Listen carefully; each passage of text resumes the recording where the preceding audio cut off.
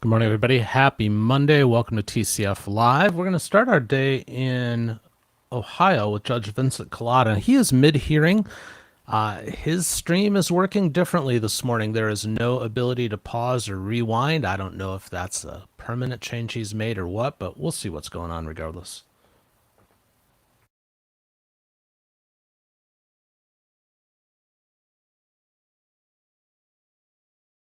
Criminal case, that burden is what we refer to as proof beyond a reasonable doubt, which is the highest burden of proof we have in our justice system. And what it actually means, it's the amount of the evidence and the quality of that evidence the state would have to present at a trial to prove you guilty. So in this case, the state would have to present evidence to prove each element or parts of the charges that are read to you beyond any reasonable doubt before you could ever be found guilty of any of these charges at a trial. Do you understand that? Yes, Your Honor. You understand by pleading guilty or giving up your right to make the prosecutor prove you guilty beyond a reasonable doubt at a trial? Yes, Your Honor. Now, in order to do that, or at least in order to try to do that, the prosecutor would bring witnesses into the courtroom to testify for the state by answering questions from the prosecutor. Once those witnesses answered the prosecutor's questions, then your lawyer would have the right on your behalf to ask those same persons questions, and that's called cross-examination. She could ask them anything she wanted to, within certain rules. Do you understand that? Yes, Your Honor. Do you understand by pleading guilty or giving up your right to cross-examine or confront these witnesses that would come in here and testify against you? Yes, Your Honor. Now, you'd also have the right at a trial. You could choose to testify on your own behalf if you wanted to, but you do have a constitutional right not to testify if you don't want to. That's a decision or a choice that you would have to make. Do you understand that? Yes, Your Honor. And since that's your choice, what that really means then is that nobody else could force you or make you. Nobody could compel you to testify against yourself at a trial. If you didn't want to, I can't make you testify. But more importantly, the prosecutor is not allowed to call you as a witness, make you get up on the stand and testify. Your own lawyer can't make you testify if you didn't want to. Do you understand that? Yes, Your Honor. You further understand that if you went to trial and you were found guilty, you would have a right to appeal or challenge that guilty finding to a higher court, another court that sits above me and reviews my decisions. By pleading guilty here today, you're giving up or waiving any right you have to appeal a guilty finding. This court will enter if your plea is accepted, as well as any other issues you could have raised or brought to my attention up to this time. Do you understand that? Yes, Your Honor.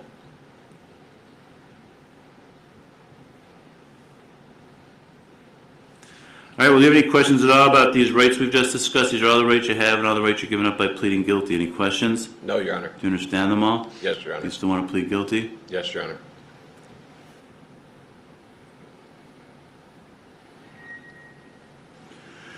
Do you understand a guilty plea is a complete admission of guilt? It means you're admitting to the facts being alleged by the prosecutor. We're not going to argue that you didn't do it or it's someone else's fault or anything like that. Do you understand that? Yes, Your Honor. Further, as a result of pleading guilty, the effect of that plea is that you'll be found guilty by the court, and then you will subsequently, on a future day, be sentenced by the court. Do you understand that? Yes, Your Honor. Now, as far as sentencing goes, you're pleading guilty to two charges. Count one, the weapons charge, is a felony of the third degree.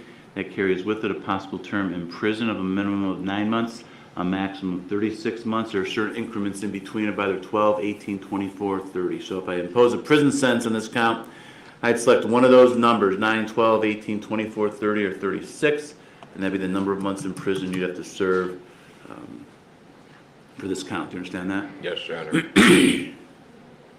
Now, in count three, the cocaine charge is a felony of the fifth degree. It's punishable by a possible term in prison of a minimum of 6 months, a maximum of 12 months, or any whole number in that range of 6 to 12. Do you understand that? Yes, Your Honor.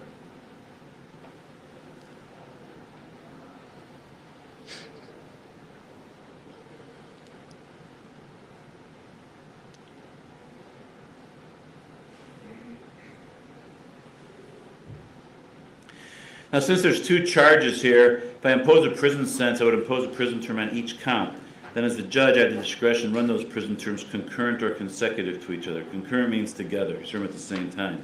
Consecutive is one after the other. You serve the prison term on count one first, finish that, and then serve the prison term on count three. You understand the difference there? Yes, Your Honor.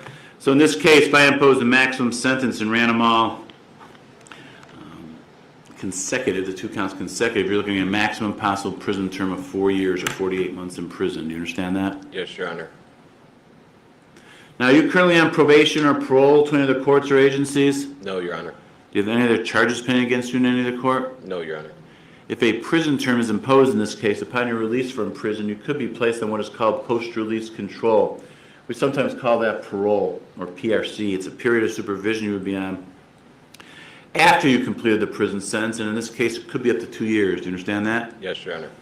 And if you were on post-release control and ever violated any of the conditions of your supervision, the parole authority could send you back to prison as punishment for violating their rules, excuse me, for another 9 months for each separate violation you commit, up to an overall maximum of 50% or half of whatever the prison term was imposed by the court. Do you understand that? Yes, Your Honor. Now, aside from the possible prison sentence I just mentioned, there's other sanctions that could be ordered. You could be fined in this case on the weapons charge up to, what would that be, $10,000. On the cocaine charge, you'd be fined up to $2,500. So altogether, that's a maximum possible fine of $12,500. Do you understand that? Yes, Your Honor.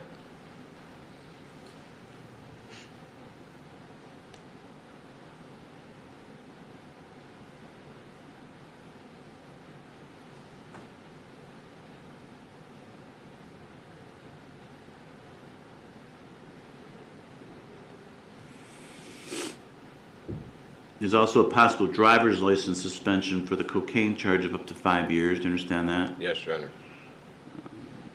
And as I mentioned before when I was talking about the forfeiture specifications, any right, title, or interest you have in the firearm, as well as the controlled substances that were found, will be forfeited to the state of Ohio. Do you understand that? Yes, Your Honor. All right, now a few moments ago I explained the possible prison sentence you face. I used the word possible because prison's not mandatory with these charges. You are eligible for probation, or what we refer to as community control sanctions. Do you understand that? Yes, Your Honor. Do you understand that just because you're eligible doesn't mean you will automatically be put on probation? It means it'll be considered by the court. That's what you're requesting. I'll look at all the information that gets presented. Then I'll make the decision I think is the right thing to do. Do you understand that? Yes, Your Honor.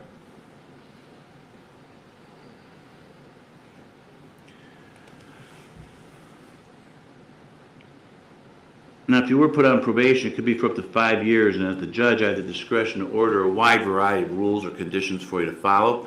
One of the conditions could be an order that you serve a term in the Lake County Jail of up to 6 months, the condition of your probation. You understand that? Yes, Your Honor.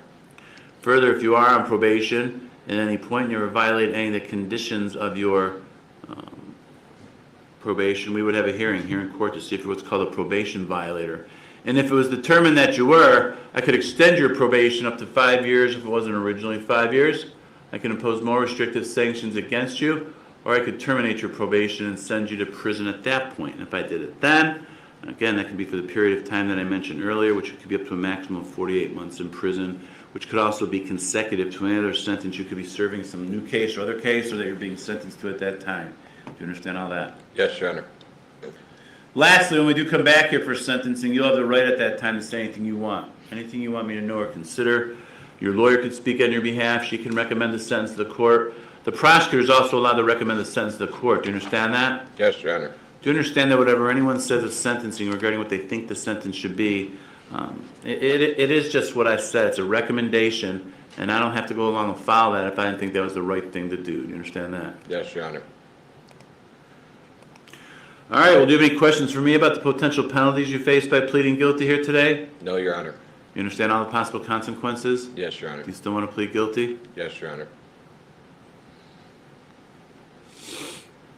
Have you had enough time to talk about this case with your lawyer and have her go over everything with you, answer your questions, review the reports with you? Yes, Your Honor. Are you satisfied with her advice and counsel? Yes, Your Honor. Has she or anyone else made any promises to you about what's going to happen at sentencing, which is inducing you to plead guilty here? No, Your Honor. Have you been threatened or coerced in any way to plead guilty? No, Your Honor.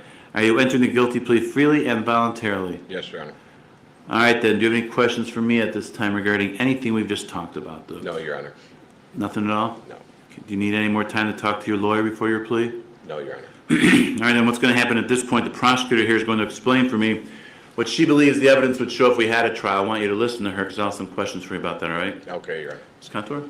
Thank you, Your Honor. The evidence would have shown that on October 24th of 2025 in Lake County, state of Ohio, the defendant was pulled over for a traffic infraction during a tow inventory search. A loaded firearm and suspected narcotics were found underneath the driver's side seat. Those were sent to the Lake County Crime Lab. The firearm was confirmed to be operable, and the drugs were confirmed to be cocaine, the amount being less than 5 grams. The defendant was honest and stated that the narcotics underneath the seat was cocaine, that it was his, and it was directly next to the firearm.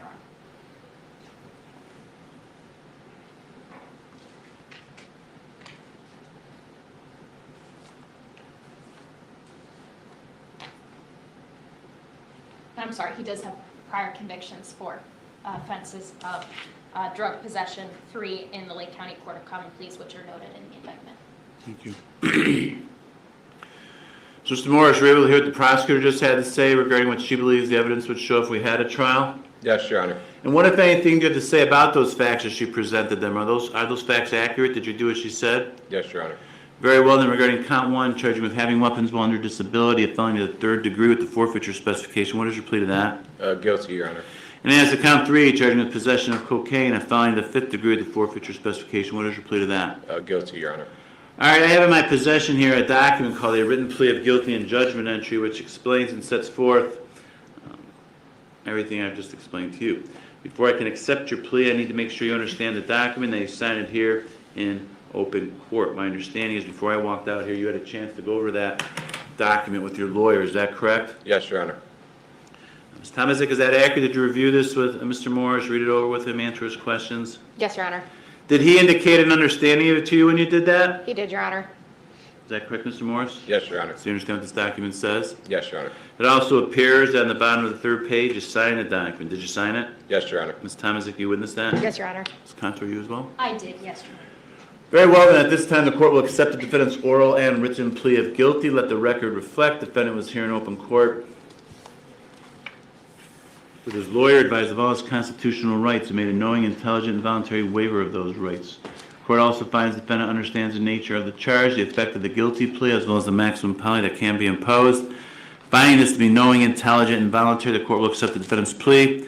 Finding the defendant guilty of count 1, having weapons while under disability, a felony to the 3rd degree, in violation of 2923.13A3 of the revised code, along with the forfeiture specification.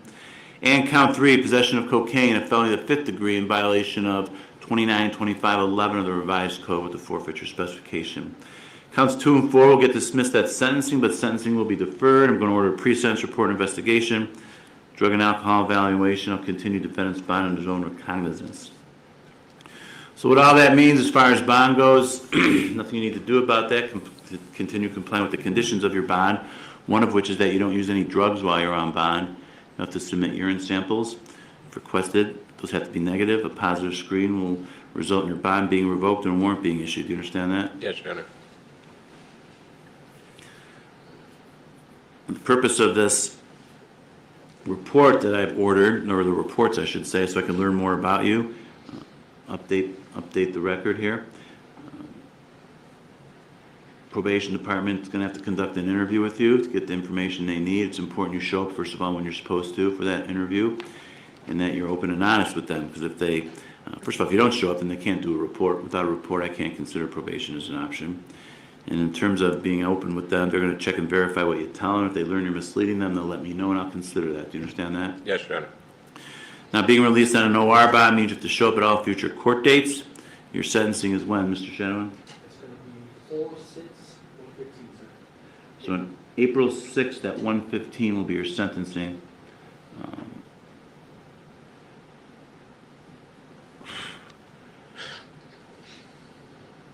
So that's the next court date. Yeah, make sure you're here for that. If you don't appear for that, that's a separate felony you could be prosecuted for and receive an additional up to 18 months in prison, which could be consecutive to anything we just discussed here. So it's obviously important you show up at all future court dates, all right? Yes, Your Honor. So you're going to leave here now. You're going to go to the probation department. Right from here, fill out some initial paperwork and get your dates to come back. So make sure you do that when you leave here, all right? Yes, Your All Honor. right. Ms. Contour, anything else for the record? Nothing further, Your Honor. Ms. Tomasic? No, Your Honor. Thank you. All right, thanks. Good morning once again, everybody. TCF Live on a Monday. Nice to have you here. I hope you all had a good weekend. I know I did.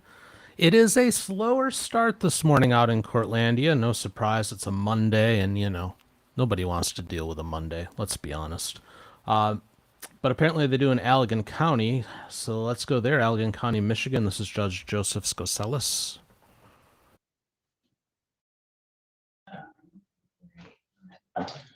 Hey, good morning. On the record first, on file 260388SM, People versus Delee Renee Bruni. Here this morning for arraignment charged through a misdemeanor complaint issued by the Allegan County Prosecutor's Office on charge of domestic violence. Don't have a sheet on this. Did you get sheets? Yes, sorry, Your Honor. She indicated that she hired an attorney. It doesn't Okay. look like he showed up for the arraignment, so I was waiting to send the sheet just to see if he showed up. And is I can that true? send it. You've hired your own attorney in this case? Yes, sir. He just, Who in did you- fact, he just, sorry, Who did you hire? Victor Bland. He has not appeared for your arraignment this morning, but I'll indicate at this point you have retained him, so we'll enter a not guilty plea, set this for a jury trial, indicate you've retained your own attorney in this case. Bail was set at warrant authorization at $500 personal recognizance. This is a protective bond. We'll continue to bail in that amount with the same conditions until further order of the court. Your case will be set first for a pretrial conference with the prosecutor's office and then for a jury trial in this courtroom, District Courtroom A. We have nothing yet in our court file from Mr. Bland indicating that you have hired him. So the court staff will mail to you directly the date and time of your next court proceeding. When you get that, be sure to forward that on to Mr. Bland's office. With that, you're free to hang up from the court proceeding this morning. Be expecting your next court appearance date to be sent to you in the mail, okay? All right, thank you. 260385SM, People versus Jared Dwayne Butler. Here this morning for arraignment charged through a misdemeanor complaint issued by the Allegan County Prosecutor's Office and a charge of malicious use of a telecommunications service. Mr. Badger, please. Thank you, Your Honor. Sam Badger, appearing on behalf of Mr. Butler for the limited purpose of arraignment. We have reviewed the charging document and would waive its formal reading. He is entering a plea of not guilty this morning, and he does qualify for a court-appointed attorney. And so I would request that this matter be set for a pretrial and a jury trial, Your Honor. Thank you. Or not guilty plea, set this for a jury trial, indicate you're requesting an attorney at public expense. Court file shows bail was set at warrant authorization at $500 personal recognizance. Bail will be continued in that amount at this time. Your case will be set first for a pretrial conference with the prosecutor's office and then for a jury trial in this courtroom, District Courtroom A. The public defender's office has determined you are indigent and they will be appointing an attorney for you at public expense.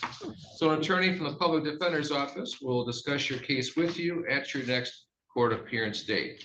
Date and time of that will be sent to you by the clerk's office in the mail. So you are free to hang up from the court proceeding this morning. Be expecting that in the mail, okay? All right, thank you. You have a good day. Bella Solis, this is file 260422SM. Here this morning for arraignment charged through a citation issued by the Allegan County Sheriff's Department on a charge of operating an uninsured motor vehicle. Mr. Badger, please. Good morning, Your Honor. Sam Badger, appearing on behalf of Ms. Solis for the limited purpose of arraignment. We have reviewed the charging document and would waive its formal reading. She's entering a plea of not guilty, and she does qualify for a court-appointed attorney. And we request that this matter be set for a pretrial and a jury trial, Your Honor. Thank you.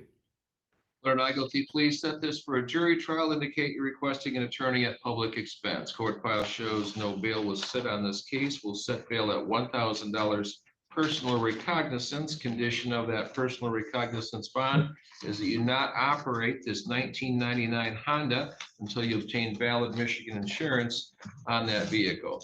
Case to be set first for a pre-trial conference with the prosecutor's office and then for a jury trial in this courtroom, District Courtroom A.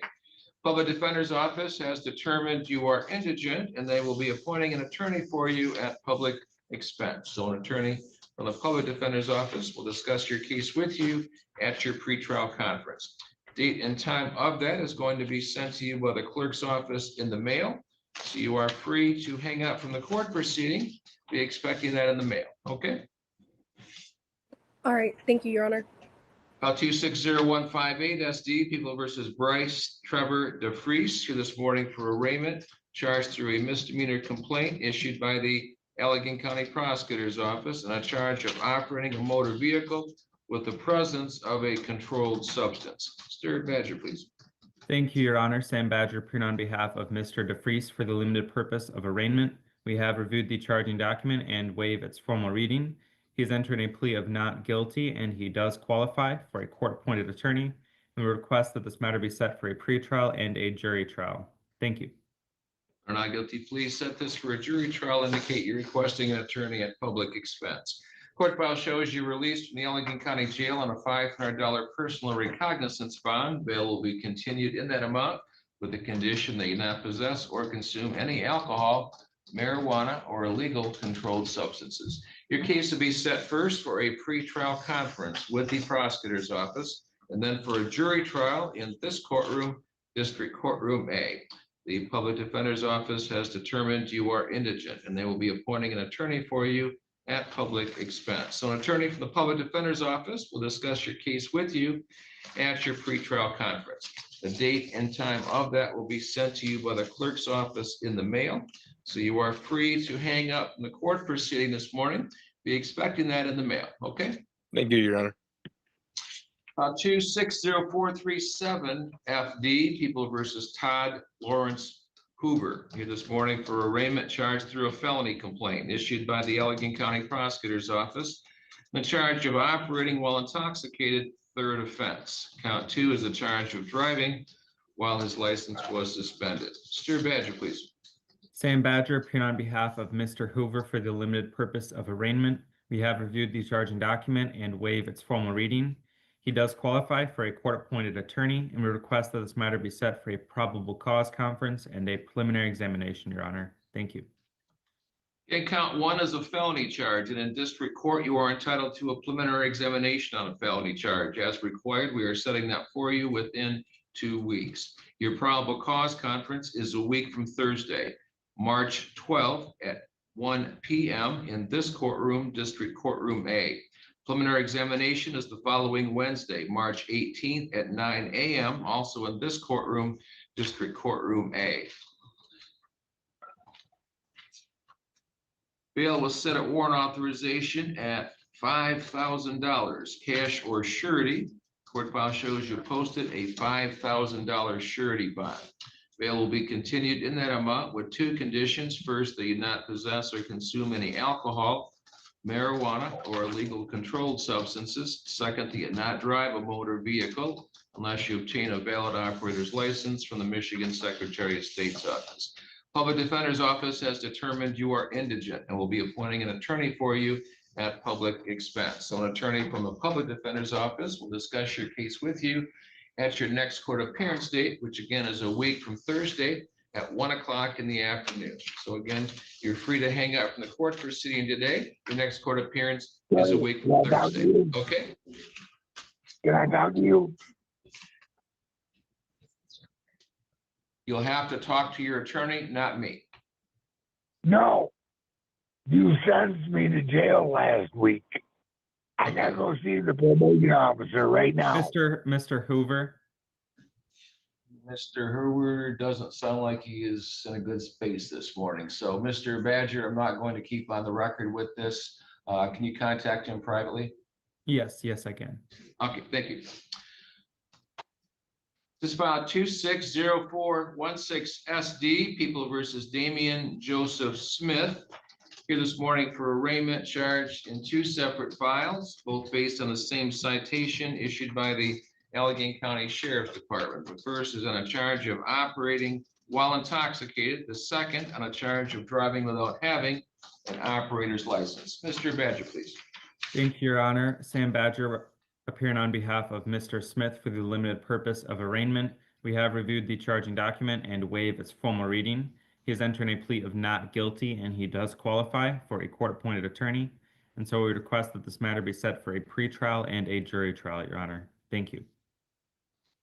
On the charge of operating while intoxicated, we'll enter a not guilty plea. Set this for a jury trial. Indicate you're requesting an attorney at public expense. Court file shows you released from the Allegheny County Jail on a $500 personal recognizance bond. Bail will be continued in that amount at this time for the condition you not possess or consume any alcohol, marijuana, or illegal controlled substances, and that you not operate a motor vehicle without having a valid operator's license. Case will be set first for a pretrial conference with the prosecutor's office, then for a jury trial in this courtroom, District Courtroom A. Public Defender's Office has determined you are indigent, and they will be appointing an attorney for you at public expense. The charge of driving without having an operator's license will also, in our not guilty plea, will set that for a jury trial as well. Bail in that case was set at $300 personal recognizance. Bail will be continued with the same conditions as the first file. Again, the Public Defender's Office has determined you are indigent, and they will be appointing an attorney to represent you on this case as well. So on both of these cases, the clerk's office will send you notices to appear for pre-trial conferences that will be sent in the mail. So you are free to hang up the court proceeding this morning, be expecting that in the mail, okay? Thank you, Your Honor. File 260435 SM. This is the case of People versus Michael Allen Weston. Here this morning for arraignment, charged through a misdemeanor complaint issued by the Allegan County Prosecutor's Office, a charge of retail fraud in the 3rd degree. Mr. Badger, please.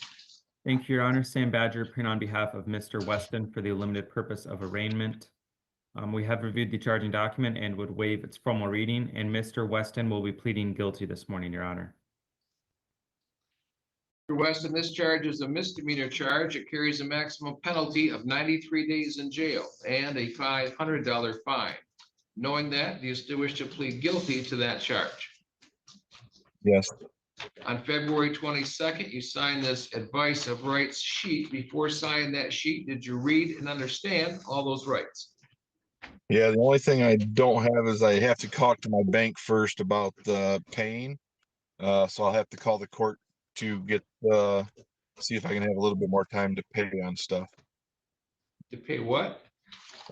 Any fines or anything I have to do. At this point, we don't know what your sentence will be. Maximum penalty is 93 days in jail and a $500 fine. Knowing that, do you still wish to plead guilty to the charge of retail fraud in the 3rd degree? Yeah, so I know what I did. On February 22nd, again, what you signed is an advice of rights sheet. Did you read and understand all those rights before you signed that sheet? I thought I did, yes. Do you have any questions on any of those? Not that I'm aware of. Those are your trial rights. If you plead guilty, you will not have a trial of any kind, and you'll be giving up all those trial rights, including the right to have an attorney represent you at that trial. Do you understand that? I understand. On this charge, if you were unable to afford an attorney, you could request one at public expense. If that petition were granted, the attorney would assist you even in deciding if you should plead guilty to this charge. Would you like to consult with a public defender before you decide to plead guilty to this charge? No, because my current job, I wouldn't be able to get public assistance. Has anyone promised you anything regarding what your sentence will be if you do plead guilty today? No. I have not agreed on what your sentence will be. Knowing that, do you still wish to plead guilty? Yes, Your Honor. Anyone threaten you to force you to plead guilty? No, sir. Is it your choice to do this? Yes, sir. And finally, are you pleading guilty to this charge because you believe you're guilty of this charge? Yes, sir. Looks like you live way down in Portage on Millen, and it looks like sometime between the dates of November 11th and December 12th of last year, you were up here in Allegan County at the Otsego Walmart. Were you at the Walmart store in Otsego Township here in Allegan County sometime between that 30-day period between November 11th and December 12th of last year? Yes, sir. It's on my way home from work.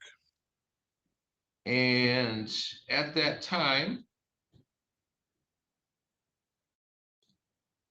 the allegation is that you altered, transferred, removed, replaced, or concealed the price at which property was being offered for sale by Walmart with the intent to pay less for the property than what they were charging. So Yes, when I you do. were at the Walmart store, what did you do that leads you to believe you're guilty of this charge? I put a different barcode underneath on a products. A different barcode, okay? And why did you do that? I was in a hardship at that moment, and it was, that was no really good reason. Just I needed the stuff and I didn't have enough money. So you put the barcode on with the intent to trick Walmart into what the price was? It was just to get it for cheaper. I know it was wrong. I don't know why I did it. I'm sorry. Okay. And the allegation is less than $200. Okay, based on it, I will find a factual basis. We'll find that your plea is knowing and voluntary. Your plea will be accepted to the charge of retail fraud in the third degree. We have nothing in the file at this point from Walmart indicating any restitution amount, so we will have to adjourn this for sentencing at a later date. They are going to obtain a restitution figure for us. They're also going to run a criminal and driving history on you, so I'll have that for sentencing as well.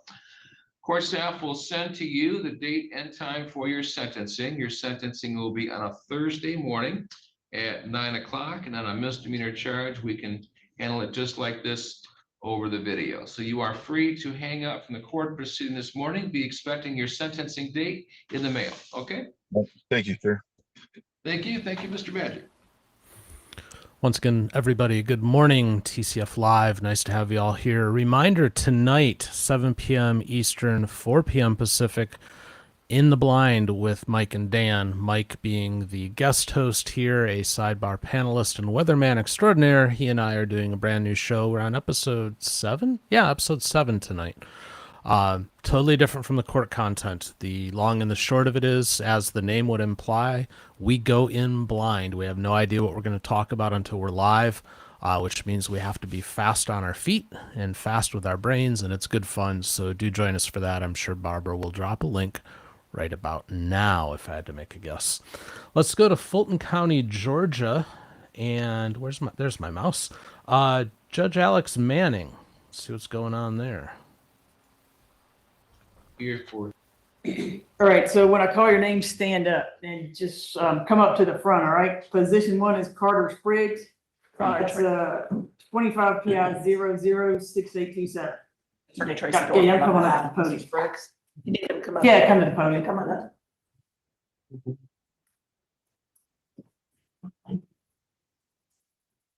Second chance, did you say somebody in particular was coming to argue this? Yes, there was an ADA. Her name was Miss Ely, Johnson Ely. She's texted me this morning and said she was on her way. Well, Your Honor, it's after the court time and I've got places I have to go from No, here I to. understand. Yeah. that. So, all right, second chance, go ahead. Tell me what's on.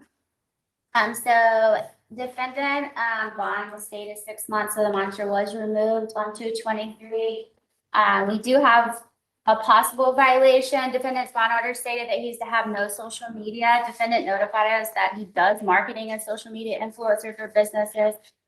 We did send a note to the court asking for verification from the court if that was allowed, because we were just informed about employment on 1/12. Other than that, there were Where no does it say that? violations for the last 60 days.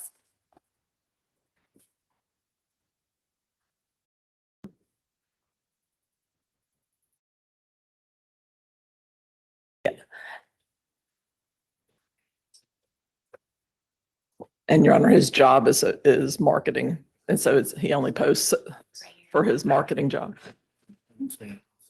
Oh, there's the Stace. She's here now. Good morning, Your Honor. I You're apologize on this for one, right? Juliana Peterson. I'm the Executive DA of the Special Victims Division. Nice to meet you in person. Dorfman. Apologize, Your Honor. You can hear everything, Madam Court Reporter? Perfect. Go ahead.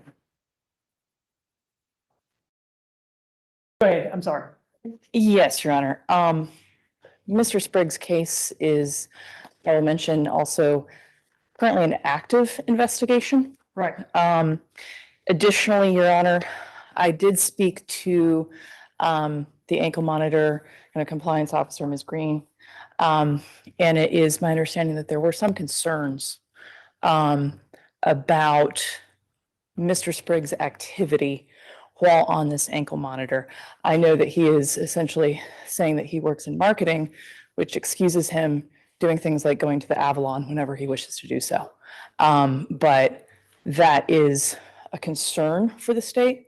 And so the state would simply be asking that we continue the ankle monitor with some more clear instructions as to what is expected of Mr. Spriggs while he's on the ankle monitor. All right, like, go ahead, Ms. Dorfman. Your Honor, I believe that was several months ago.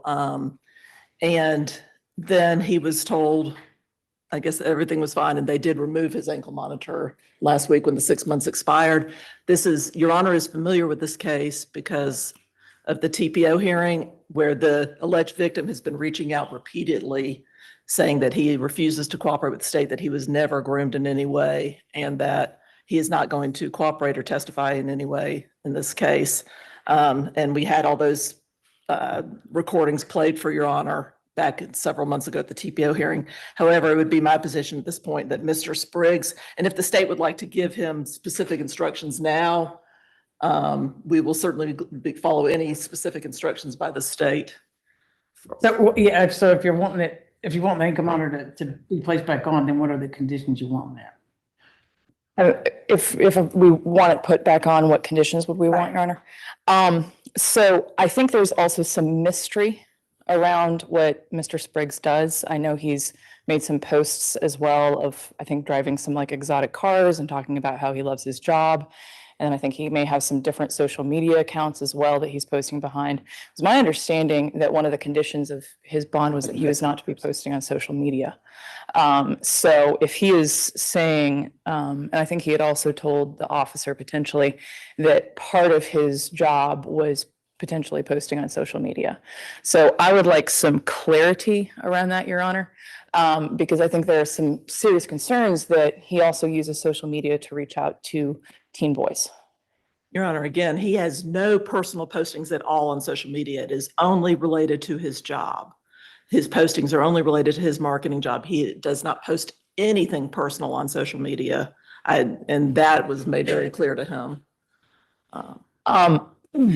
I think it might have been made clear to him, Your Honor, but I think there is some concern that he might actually be using some of those business accounts to reach out to people. All right, so what restrictions or what conditions would you put to make it a little more narrowly tailored? That if he is posting on social media and if he is also using, I would say he is not to use the messaging services of those social media accounts, Your Honor. I understand if he needs to write business emails. Right. But the problem is that those social media accounts can have kind of that cloak behind which you can DM people. Right. He has not sent one DM. It is no personal messaging. Well, I understand that, but she's just saying that would be a restriction. That's fine. So that it's a clear restriction. And that he is not to use any social media accounts whatsoever that are personal. And any business accounts are only to be used for business purposes. I would also appreciate it if Mr. Spriggs could list what those business social media accounts are. That would be fine. All right. Anything else? Very, very clear that he is not to have any contact whatsoever with anyone under the age of 18. Okay. And he is not. All right. So you want to put it back on? Your Honor, Yes, we Your would Honor. oppose Go on. the ankle Go ahead. monitor. I'm sorry. The state would like the ankle monitor to be put on for another 6 months. All right. Anything else on that, Ms. Dorfman? Your Honor, we would oppose that. He has been working, just trying to maintain being able to pay his bills, pay his mortgage. But he has not done any personal postings. He has not done any DM messages. He'd be glad to make a list of his business accounts, and that is the only thing he has been on. He has not done any messaging of any kind. He's not in violation in any way. He has not had contact with anyone under the age of 18. So did Second Chance specifically have something where they thought there may have been a violation? Your Honor, so he did call, I did speak with Mr. Spriggs, he told me that he was a social media influencer and that he was going to shoot videos at a car wash. Hold on. An influencer or marketing? Because there's a huge difference. Yeah, So he's not an his words were influencer. social media influencer, but then in his email, he sent me a marketing website. And then, so we do ask Mr. Spriggs for proof of the meetings, because he does go to places to have meetings for his marketing business. He says that it just happens. He doesn't have any proof because it is his marketing. So we have asked for that, but we have not got, like, why are you going to all these places to have these meetings?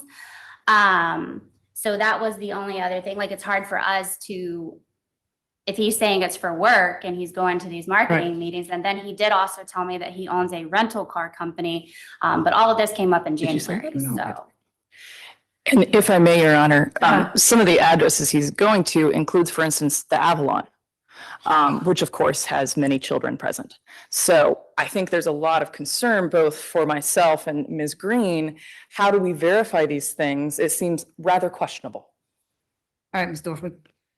So I believe some of the statements made by the ankle monitor, he does not own a rental car company. He has worked for a rental car company in the past, but he does not. And if you raise your right hand, you swear anything you tell the court will be the truth, the whole truth, and nothing but the truth. I do. Okay, if there's any direct questions about that, he does not own a rental car company, and he is not a social media influencer. Who are you doing marketing for? So there is a car rental company that I do marketing for. And then I also do marketing for a car wash. And then I also work for Global Payments as a marketing executive, where we work with influencers. One of the things that I had to do was go shoot film at Mercedes-Benz Stadium for an event. That's my job. So not being on social media, I'm not personally doing it. I am posting on behalf of these companies. All right, well, why don't we do that and make sure it's not a punishment, sir. It's just kind of what we want to do. We'll place it back on for another 6 months. So you got a list of businesses you work for, no further contact with anyone under the 18, no use of the messaging portion of any sort of social media. I guess, what is it, the messaging service, or I guess that's the best way to describe it. Social media messaging service. And no personal social media. But if you go to events, you've got to let them know ahead of time when you're going to events. As she says, part of your bond restriction says no, can't be around anyone under the age of 18. But if you're somewhere like Mercedes-Benz and Let it's them know. Every single event, he has let them know. Every single thing that I've put in there have been very specific. They also never asked me for specifics on anything. So I don't know what she's speaking about. But again, if I'm required to do these things and I start telling my job this, I'm going to get fired. And I'm finding a new job is not going to be easy, but also with the ankle monitor on, it's already been difficult to pull off different things just for work, because if you just Google my name quickly, you can see that this is sitting there. So I mean, I understand, and that's not necessarily a me problem. I I'm understand not the that. one that, was accused of anything. So that's between you, your lawyer, and the state. So, but we'll put it back on for 6 months. Thank you. May I, Ms. Green requested one additional addendum, is that, can you specify exactly what it is that you were asking that you do before each event? So he does send in, I will say Mr. Spriggs he does let us know 24 hours in advance of where he's going. But he'll just put that he's going to this address. For the state, I just want to make sure that that's okay with y'all, that he doesn't need to provide proof as to why he's going there. I would like proof of why he's going to a location, Your Honor, if it's actually for his work. So you want the proof of why he's there, I guess, some sort of thing, or the reason and the address. The reason and the address that he's going somewhere. Okay. All right. All right. Thank you so much. Thank you. Just stand by over there and they'll place it back on you, Mr. Spriggs. Is that done here or? Yeah, she's got somebody here that'll do it. Okay. Thank you, Mr. Dorfman. Have a good week. I've got another client, Mr. Sanders. Oh, yeah. Hold on a second. Let me see. That's a Quavion, right? And Your Honor, that completes my business. May I Yes, be yes, ma'am. excused? Isn't that number 16 a Quavion? That's me, Your Honor. All right, how about a Quavion Sanders? Quavion Sanders. There you go. Come on up to the podium. Probably has Robert Sanders. What's that? There's a Robert Sanders. Are you a Quavion? Who's your lawyer? No, Your Honor. Brian Tebbis is his lawyer. Okay, yeah. Mr. Tebbis is out of town, so I'm filling Oh, in. okay. All right. So go ahead. Anything on number 16, Quavion Sanders, that's 25 PI 001171. And we have no known violations within the last 60 days. All right. Bostic. No new arrests have been out since 2/12/25. All right. What says the state? Based on, our position would be to defer to the ankle monitoring, but and I understand he doesn't have any violations, John, but our position would be to continue the ankle monitoring. Defer to the ankle monitor company for them to make a decision whether or not they want to keep it on? Is that what you're saying? Yes. Well, I understand she just said that there's no violations. I understand. I mean, it's kind of, I mean, she's just here talking about the violations. So you got to decide whether or not you want it on. You got his charges, you see this, you know his history. So what do you? Yeah, based on, we are asking that it continues, Your Honor, based on the charge. Bostic, you said no violations? No new arrest, Judge. Has had it on over a year. He's at 2/12/25.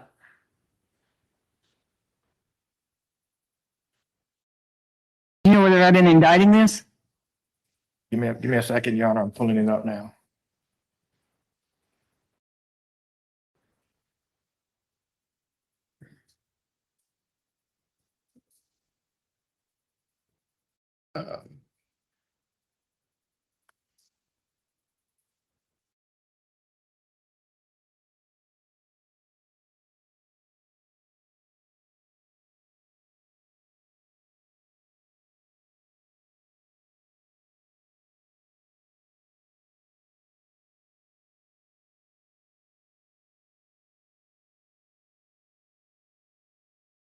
And your question was, when do we expect that he's gonna be indicted? Yes. I mean, you got armed robbery, ag assault, 2 armed robberies, 2 ag assaults, and a murder, and it hasn't been indicted yet. I'm kind of curious what the time estimate is on getting them indicted.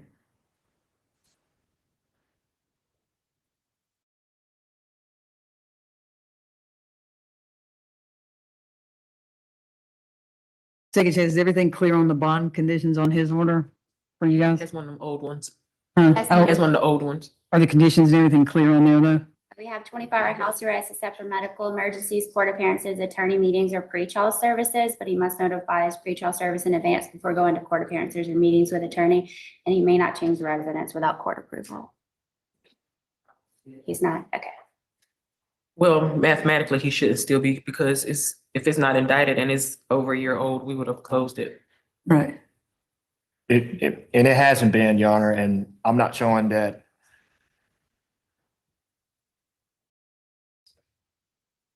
He's not on this week's list, Your Honor, so to be indicted, that is.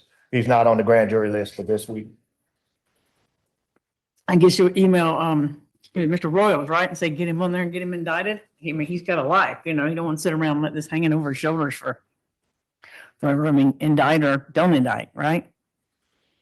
I agree, Your Honor. We can send an email to Mr. Royals as to, now I'm showing that this charge is May the 6th of 2024, so roughly not quite 2 years yet. He still hadn't been indicted. Have you had to move or anything? And why are you saying pretrial? Yeah, well, I don't know who put, It does say pretrial supervision, but do you have a pretrial officer? No, not no more. You said not no more? Did you have one? I can just remove that. Yeah, because it's not showing in the system. It's probably because it's been over a year. all right, we'll give you all 6 more months to indict this, okay? Gotcha, Your Honor. Is there anything in there that's hindering what you're able to do? I mean, you got a job? Do you need a job? Have you looked for one? What kind of job are you looking for? Like stocking place, like You really like anything that'll pay, right? He's on 24 hour. Yeah, he's on his 24 hour. Oh, you got a co-defendant, right? I'm not showing a co-defendant, Your Honor. All cell phones should be on silent. Oh, it says in the alleged shooter, other shooter. Well, what says the state about if he wants to get some sort of job?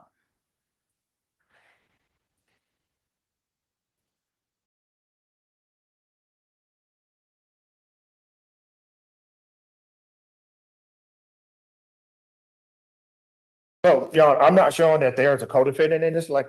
Oh, this just, I mean, I'm just reading Judge Richards. It says in the alleged other shooter. That's, I don't know why she put that out. And as far as his job is concerned, Your Honor, I mean, is his contention that this is hindering him from? I mean, he doesn't look like there's a whole bunch of violations, and if it's going up on a year that he's had it on, and if he's been staying at home and hadn't violated, I mean, it's kind of wanting to do something. Don't you? Well, I will say that Mr. Sanders, I believe, did contact us to ask could he go for work to look for interviews, but unfortunately we told him that his bond conditions state that he can't work. So therefore we weren't able to approve such movement.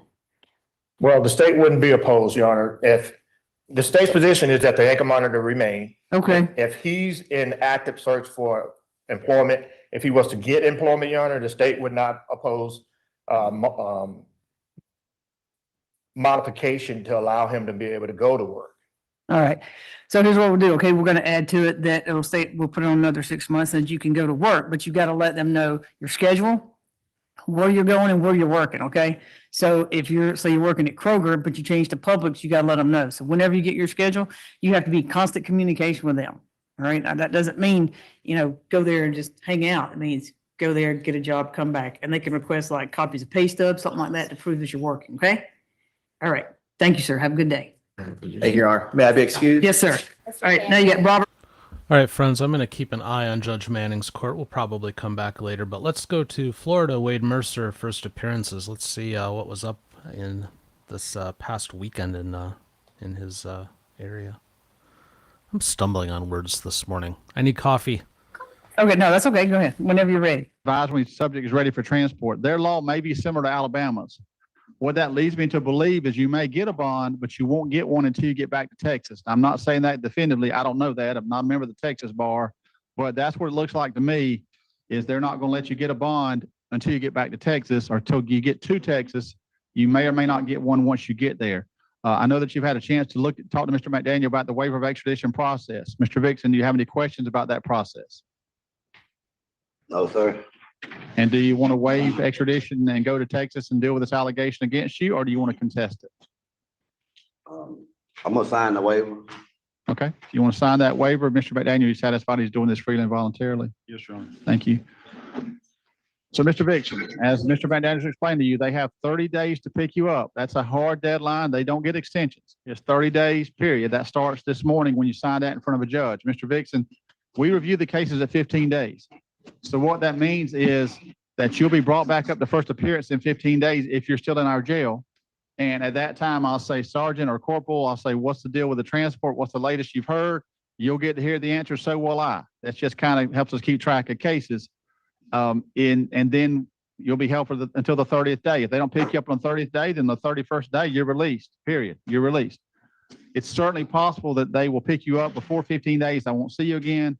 It's also possible they'll pick you up on the 27th or 28th day. I have no idea. Lastly, it's also possible that they will release the hold. Sometimes when they're notified, as they will be this morning, that Mr. Vixen has signed the waiver of extradition, sometimes they'll look at it and they'll say, well, considering how far it is and all the other factors and circumstances and considering his charge, we decided that we don't want to come get him after all. If that happens, you'll be released immediately.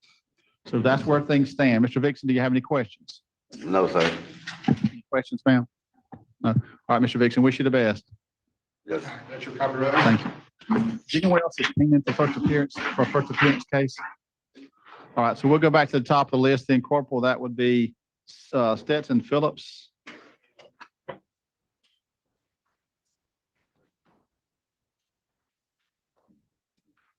Mr. Phillips, good morning. Mr. Phillips, you're here because you've been charged with one count of driving with no valid driver's license and a possession less than 20 grams of cannabis. Mr. Phillips, there is probable cause for the driving no valid driver's license. I'm not so sure about the second charge. I think I sent a text this morning to the attorneys, Mr. Mitchell, have y'all had a chance to talk about that? Yes, I think we may have come to an agreement where Okay. we would just dismiss that charge. That's fine. My concern is I want the officer to know that he says there was a test. What he doesn't say is says that test distinguishes between low THC hemp and higher THC cannabis, which is a requirement under Florida law. So if you can make sure that officer knows that, I'd appreciate it. So I think there may be an agreement reached. It sounds like I'm going to appoint the public defender's office to represent you and ask that you listen to Mr. McDaniel. Your Honor, I spoke to Mr. Phillips. He's going to plead no contest to the no valid driver's license. State's going to dismiss the cannabis charge. Understanding he'll be placed on probation for 6 months, be a $400 fine, early terminate after 3 months. If he gets a valid license, the fine will be $300, and he has waived his right to a jury trial and call witnesses. Thank you. Mr. Mitchell, is that agreeable with the state? It is, Your Honor. Mr. Phillips, did you hear that agreement? Yes, sir. And Mr. Phillips, any questions about that agreement? No, it's all right. Is that the plea you would like to enter? Yes, sir. Mr. Phillips, I'm going to accept your plea of no contest to the charge of driving with no valid driver's license, withhold adjudication of guilt. Excuse me. Sentence you to 6 months probation, impose standard court costs and fines to the amount of $370. Excuse me, it's $400, but as Mr. McDaniel said, if you get a valid driver's license within 60 days, that $400 will be lowered to $300 court costs and fines. And Mr. Phillips, it's possible for you to get off probation early.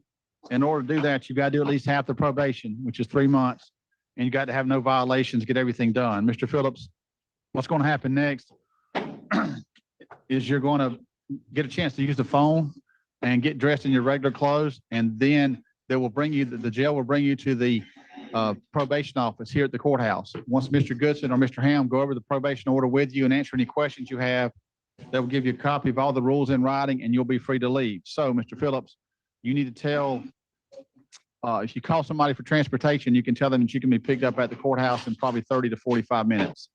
Mr. Phillips, do you have any questions? No, sir. Thank you. Someone's raising their hand. Are you here on this case, ma'am? Okay, so your mother just came in, sir. So, ma'am, his question's going to be, I would think, his question's probably going to be, are you going to be able to pick him up? Your mother says she's got transportation covered, so he'll be downstairs in the county probation office on the east side of the courthouse in probably 30 to 45 minutes. Once he meets with the probation office, he'll be free to leave. Do you have any questions, ma'am? Yes, ma'am. You have any questions? Yes, ma'am. Mr. Goodson, anything? We didn't mention the two conditions. You will obtain a driver's license if legally eligible, and you will not operate a motor vehicle without a license. Are those part of the plea? Thank you, Mr. Goodson. I always impose those. I just forgot this time. You need to understand, Mr. Phillips, that if you get a driver's license, you drive all you want. If you get caught driving without a license, that will violate your probation. Next, you'll be expected to get a driver's license if one is reasonably available to you. What that means is, if all you got to do is pay a ticket and get a license, you're going to be expected to do that. Some people have to pay thousands of dollars because of an old accident or something like that, and they simply can't do it. So if you can't financially do it, that's not going to violate your probation. But if it's something you can do, you'll be expected to do that. Knowing those conditions are on there, do you still want to enter the plea that you've already done? Yeah. Okay, so that doesn't change your mind. Good enough. So your mom's going to pick you up in just a little while at the probation office, and once you meet with Mr. Goodson or Mr. Ham, you'll be free to go. Lastly, where do you live, Mr. Phillips? On 90 Cottondale in Mariana. Okay, she lives in Jackson County? I Yeah. was thinking somewhere else for some reason. Okay, so you'll be reporting in person at least for 3 months, and hopefully you get off early. That's what I would try to do if I were you. Any questions, sir? No, thank you, though. Yes, sir. Wish you the best. Thank you for coming, ma'am. All right, Mr. Phillips. The next case on the first appearance docket is Stephon Jackson.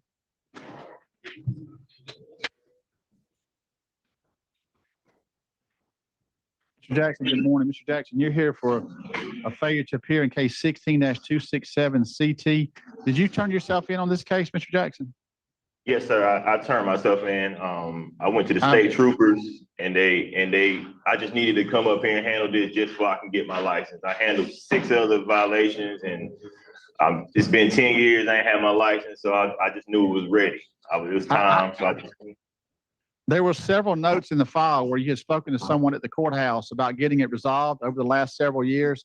So I made an assumption you turned yourself in, and I'm glad that was accurate. That did play a role in you being offered probation, Mr. Is that what it's all for? So I'm going to appoint the public defender's officer to represent you in this old case. Listen to Mr. McDaniel, and we'll see where we go from here. Your Honor, I spoke to Mr. Jackson. He's going to plea of no contest to charges listed. The understanding he'll be placed on probation for 6 months, $400 fine, early terminate. He gets a valid license, which I expect him to. The fine will be $300 not to operate a motor vehicle without a license and to get a license. He has waived his right to jury trial and call witnesses. Thank you. Mr. Mitchell, is that agreeable with the state? It is, Your Honor. Mr. Jackson, did you hear that agreement? Yes, sir, I did. And Mr. Jackson, is that the plea you would like to enter? Yes, sir. Mr. Jackson, I'm going to accept your plea of no contest in case 16-267 CT to the charge of driving while license suspended or revoked knowingly. I'm going to withhold adjudication of guilt, place you on probation for 6 months. Mr. Jackson, court costs and fines are imposed in the amount of $400. You will have the standard conditions of probation plus the following special conditions. You'll obtain a valid driver's license if one is reasonably available to you. You will not operate a motor vehicle without a valid license. And if you get a valid driver's license within 60 days of today, your fine and court costs will be lowered to $300. So we'll save you $100 if you can get that license, which is what we prefer you to do. And Mr. Jackson, same thing that I told Mr. Phillips applies to you. You're going to be brought to the courthouse. You'll be here in approximately 30 to 45 minutes. You'll meet with the probation office and then you'll be free to leave. Do you have any questions? No, sir, thank you. All right, sir. I wish you the best. Thank you. I believe we have Donald Ferguson next.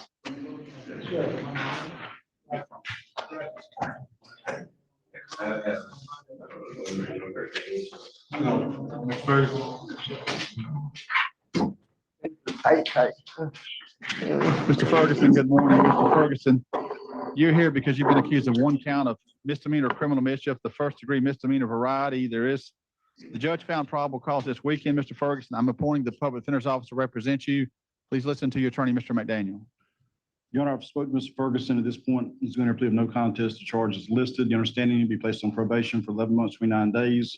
Pay a $370 fine, reserve on restitution. He has waived his right to a jury trial and call witnesses. Thank you. Mr. Mitchell, is that agreeable with the state? It is, Your Honor. Mr. Ferguson, did you hear that agreement? Yes, sir. Do you have any questions about that agreement? No, sir. I'm ready Mr. to get this Ferguson? over- Sir? I'm ready to pay this stuff off and get it over with. Okay. Is this the plea you would like to enter, Mr. Ferguson? Yes, sir. Okay.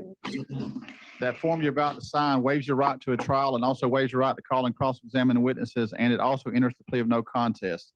So if that's what you want to do, go ahead and finish signing that.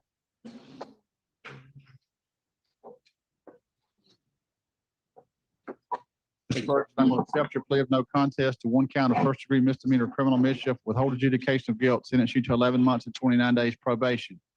Mr. Ferguson, you will have the standard conditions of probation, plus you'll pay court costs and fines of $370. I'm going to reserve on jurisdiction for 60 days. What that means is if you agree to a restitution amount within 60 days, that's great. If not, the state has to have a hearing within that 60 days to let me determine or let a judge determine the restitution amount, Mr. Ferguson. They claim it's around $500, but it wasn't very specific at all, obviously under the circumstances, but we'll see what that number is. We'll see if you agree to it or not. Mr. Ferguson, there's a possibility of getting off probation early. In order to get off probation early, Mr. Ferguson, you have to get everything done, stay out of trouble, and do at least half your probation. And there's a couple of other conditions the probation office has. They are that you're gainfully employed, full-time student, or legally disabled. Mr. Ferguson, do you have any questions? No, sir. All right, sir. Wish you the best. Thank you, sir. Thank you. Yes, sir. We have Caleb Kessler. Thank you. Mr. Kessler, good morning. Mr. Kessler, you're here for first appearance. You were first appeared this weekend. The judge put a hold on you on the VOP and set you a couple of bonds on 2 misdemeanors. You brought back up to meet with an attorney. I'm appointing the public defender's officer to represent you for today's purposes. Mr. Kessler, I'm going to ask that you listen to Mr. McDaniel, your attorney. Your Honor, I spoke to Mr. Kessler. At this point, he's entered no contest to the charges as listed. The understanding he'll be sentenced to 6 months in the county jail. He'll have 3 days jail credit. He has signed his plea waiver form, waiving his right to a jury trial and call witnesses. Thank you. Mr. Mitchell, is that agreeable with the state? It is, Your Honor. Mr. Kessler, did you hear that agreement, sir? Yes, sir. Any questions about that agreement? No, sir. And Mr. Kessler, is that the plea you would like to enter to resolve these misdemeanors? Yes, sir. You may have said it, Mr. McDaniel. I didn't. I was making notes. Did you put on there your normal language you want? Yes, Your Honor. We would ask that the court also put language in here that this plea cannot be used against him in the violation of state probation, or he can withdraw that plea. That's not to say that the incident itself cannot be used against him in the violation of state probation case. Thank you. Mr. McDaniel, as attempting to protect your VOP, so they can't use what you're doing today. They still may be able to use whatever supposedly happened this weekend, but they'd have to call a witness for that, not just introduce a certified copy of your plea. Mr. Kessler, is this what you want to do? Yes, sir. Will accept your plea of no contest to these two misdemeanors, resisting an officer without violence and driving while license suspended or revoked knowingly. I'm going to judge you guilty of those offenses. I'm going to sentence you to 6 months in the Jackson County Jail and post court costs and fines of $370. Give you credit for, it's not on here. How much credit, Mr. McDaniel? 3 days. 3 days credit. And there's a condition that this plea will not be used against you in a violation of probation hearing. That does not prevent them from using the state from using the incident against you, but not the plea itself. If they do, I'll let you withdraw this plea. So, Mr. Kessler, we'll be seeing you after 7 days. That 7 days starts today. So we'll see you in 7 days. If they have a warrant, actually, there's no point in really seeing him.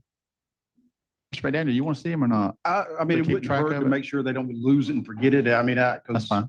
you know.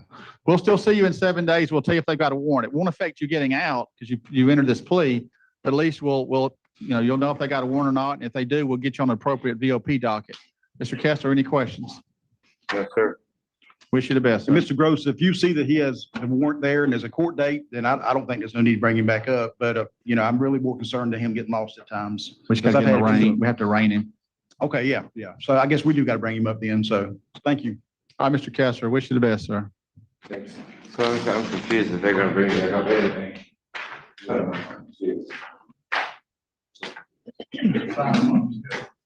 Did you have a question? I couldn't read it. No, sir. Yeah, that may have been a little confusing. Tell Mr. Kessler we're going to see him in 7 days. I'll see him in Yes, sir. 7 days, next Monday. So Corporal, that's everything I had on my list for first appearances. I know the one that Sergeant Gross called me about. My suggestion was just say, wait till tomorrow because we have arraignments today. Did he talk to you about that one, Mr. McDaniel? So Did not hear about that. What is it was a young lady that was offered Eubanks? 10 days. No, Shakita Dixon. Oh, yeah, I was gonna bring her up yeah. tomorrow to plead because today's the 10th day, but I knew it was gonna be too busy, so. And so Sergeant Gross called me this morning and I said, we've got arraignments and it's 9 o'clock. We'll see her tomorrow. I got it on my list to email y'all about, but that one lady, I was gonna email you about it. Bring her up tomorrow. Yes, sir, we will. And whenever you want to bring Dixon back, Eubanks, once the state has a chance to look at it, I just really couldn't figure out the timeline. I just had a short time limit this morning, as many as I had to read. So Corporal, I think that's it. Anything else in the jail? Yes, sir. Mr. All right. Well, since that's it, let me share with you real quick. Since we're talking about sleep in the chat, I read an interesting thing last week or the week before.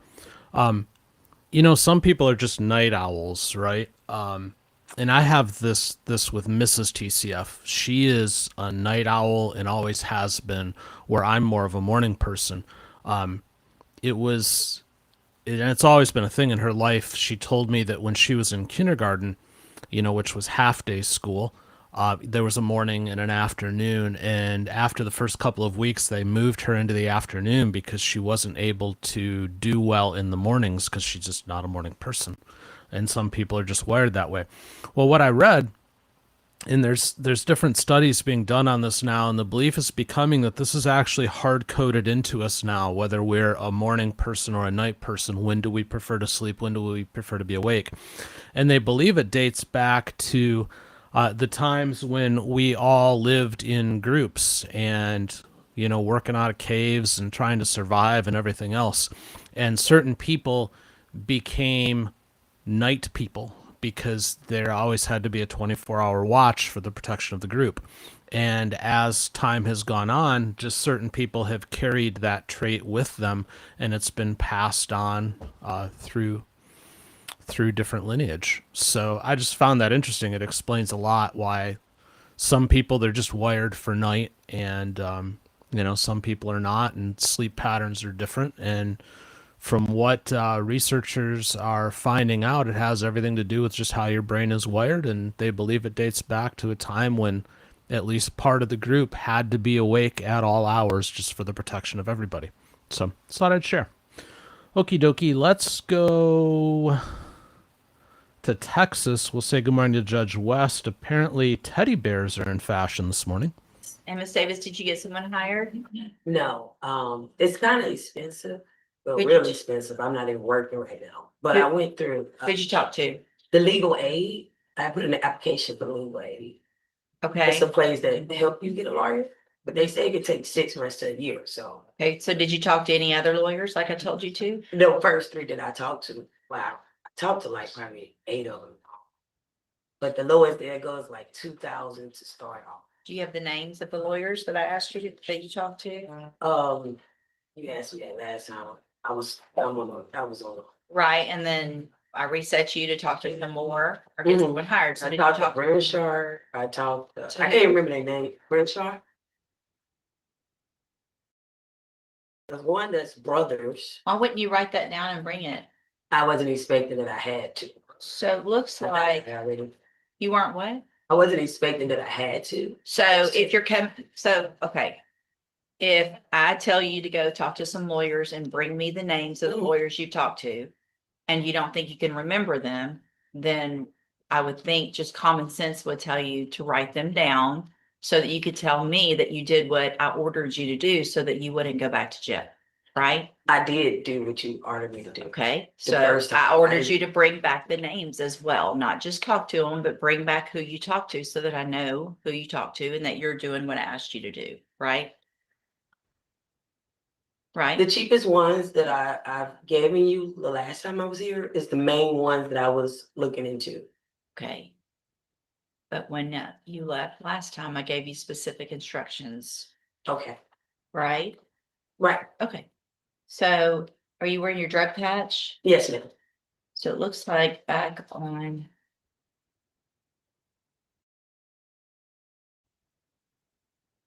Second.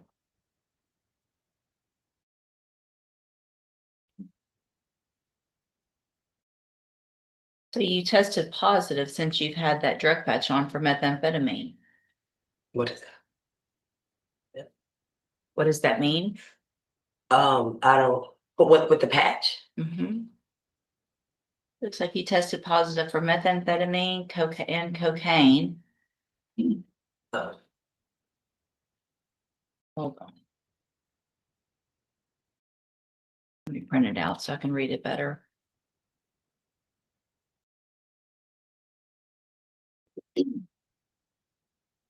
So last time you were in here, you had an issue because you had showed up with your drug patch in your hand, so they couldn't test it.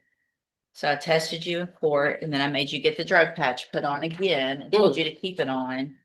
And then the drug patch that was put on January 25th.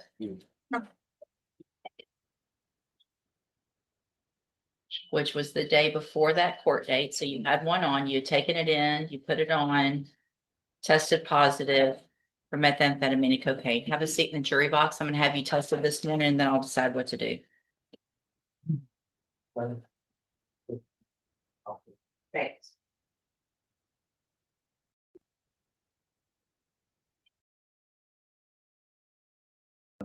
Actually, come on, ma'am, come on back up here. I know what I'm gonna do. So, Ms. Davis, obviously it is a violation of your bond conditions to use any illegal substances, right? And so you tested positive for cocaine and methamphetamine on that drug patch. In addition to in the past not having it on correctly, and you didn't do what I asked you to do or ordered you to do also here. So I'm going to raise your bond at this time for those violations to $100,000. You will keep your court-appointed attorney while you're in custody. They'll be out to see you and we'll just see what we do with your case at that point. You can go back with the bailiff. Wow. Ma'am, come on back in. Oh, you want an example out of it? Let's see. I'll make an example out of I mean, anybody. I don't Hang see on. how you so- You want to stand here? You don't want. I don't You want to stand here and be disrespectful? No, I I just will want make you an to example. understand my situation, like. I don't care what your I'm not situation. making no excuses. I Okay. take accountability. Right, so you tested positive for methamphetamine and cocaine. I don't know how to patch work, ma'am. I haven't been doing any drugs. Well, you did something. I don't know if that's like the patch pick up sweat. I don't know if that's like after the process or what, but I haven't been doing anything. All right, go back with the bailiff. John Richard.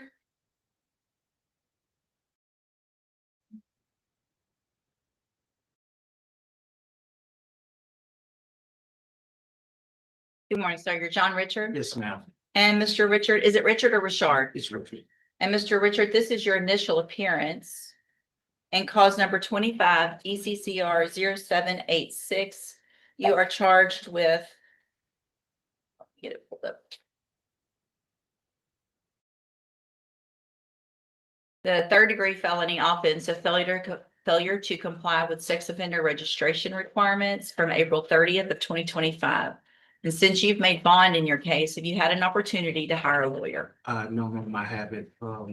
This was all just a misunderstanding. My sister had reported me missing. Well, But and so they've indicted you for it, so it's probably really important that you get a lawyer, okay? Yes, ma'am. So that if there is some issues or some information that lawyer can get to the assistant district attorney that would work out your case, then that's how that kind of works out, okay? Yes, ma'am. So what I'll do is reset your case about 30 days to give you some time to try to hire a lawyer.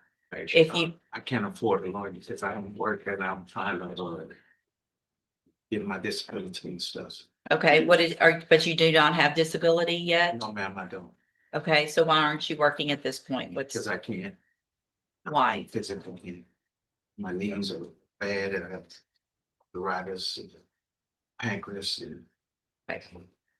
There's lots of jobs for people who don't need to use their knees or different things like that, right? Do you have a lawyer helping you with your, No, ma'am, I don't. so have you actually applied for disability yet? Yes, ma'am, I have, but I've been turned down.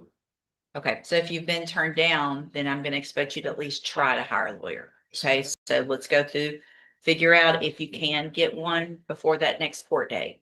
If you get someone hired before the next court date, then just bring the reset notice that you get today to that lawyer and they'll tell you what to do. If you're unable to hire someone, then I'm ordering you to visit with at least 3 lawyers. They all charge different amounts. They have different payment plans. Bring me back the names of the lawyers that you've talked to, so I know you're trying, and we'll discuss your options. Yes, ma'am. Also, in the meantime, I expect you to try to find work. All right, there's plenty of jobs out there that are not physical, that you could work with arthritis. There's people who work with that and have much more disabilities and still get out there and do something to make some money. So I want you to bring me a list of or proof of what you've done to try to find a job as well. Okay, step in front of the clerk. She'll give you that reset notice. Thank you. Richard Volry.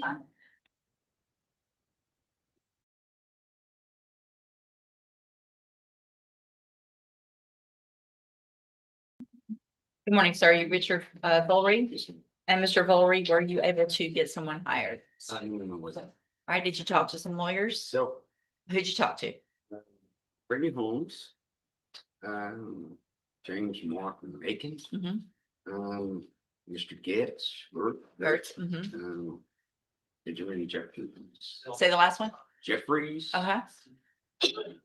Thomas Kelly, and Mr. Roebuck. Okay, and They signed on the bank. perfect. Thank you so much for doing what I asked you to do. Where are you on being able to maybe get someone hired? Unfortunately, I'm unable to because I'm on disability. You are on and you receive disability. How much do you receive? Okay, so I'm going to find that you qualify for a court-appointed lawyer. Thank you for bringing that paperwork with you. If you'll step in front of the clerk, she will let you know who that lawyer is and give you your instructions on contacting them, okay? Thank you, sir. Step right over here. Tiona Hughes.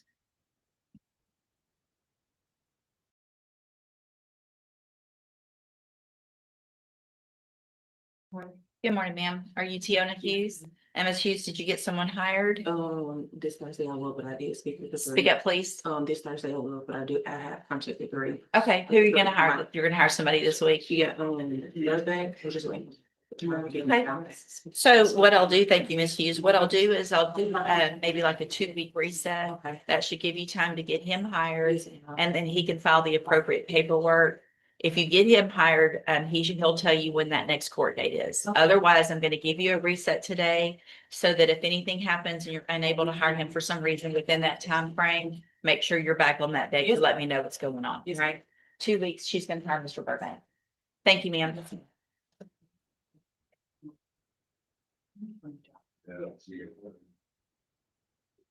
Mark Ramirez.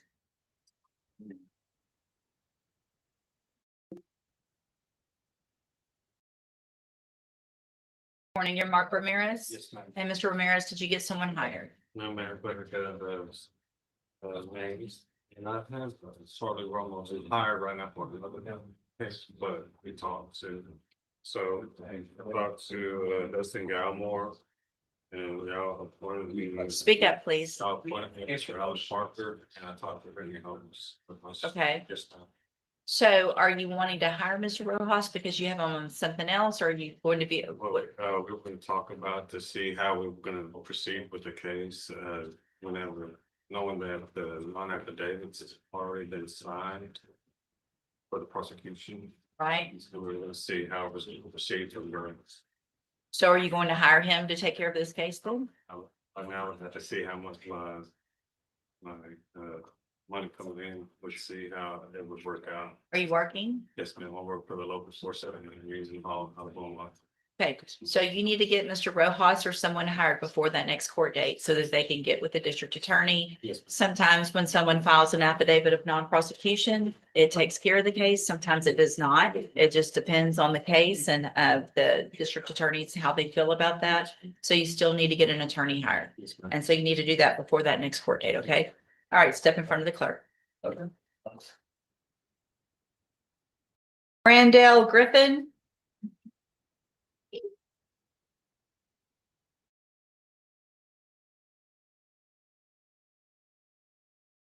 Good morning, sir. You're Randall Griffin. And Mr. Griffin, did you get someone hired? No, the last time I came, you told me I didn't qualify. I tried 6 lawyers, different lawyers. I couldn't afford them. Who'd you talk to?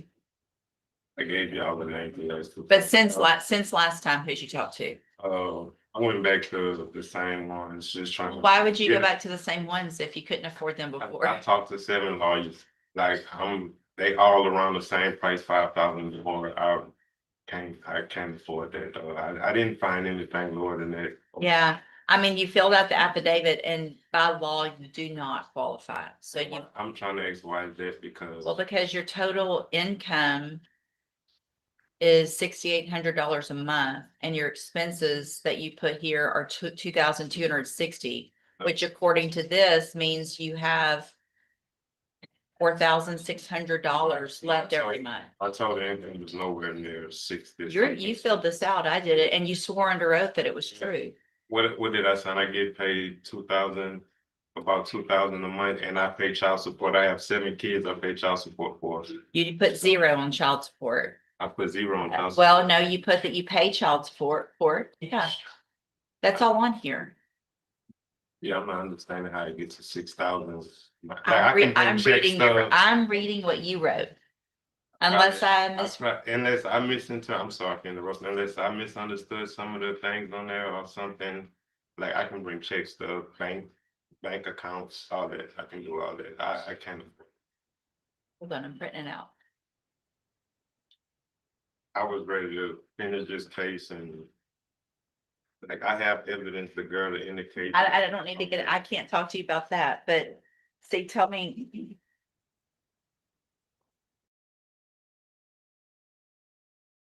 Do you see the total on the left-hand column? Because under assets, it has a car, my car. Is The other side, where you say your income is $6,800. See that, but I added up assets, which is my car, and I had it worth around $6,000 on that, so. I just added that number to there. Like I said, I must have did something wrong. I don't know. But So I you added, make how much a week? make like 18 an hour. I get paid bi-weekly. My check be like 12, 1,300. And Bi-weekly about 12 or 1,300. So total monthly is about 24. Okay. All right, so then based on that, you do qualify for a court-appointed lawyer. So I'm going to make that notation on here.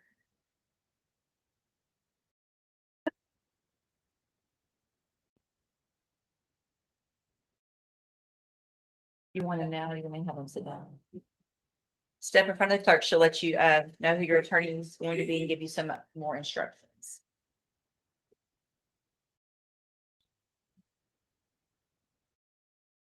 Brad Thibodeau.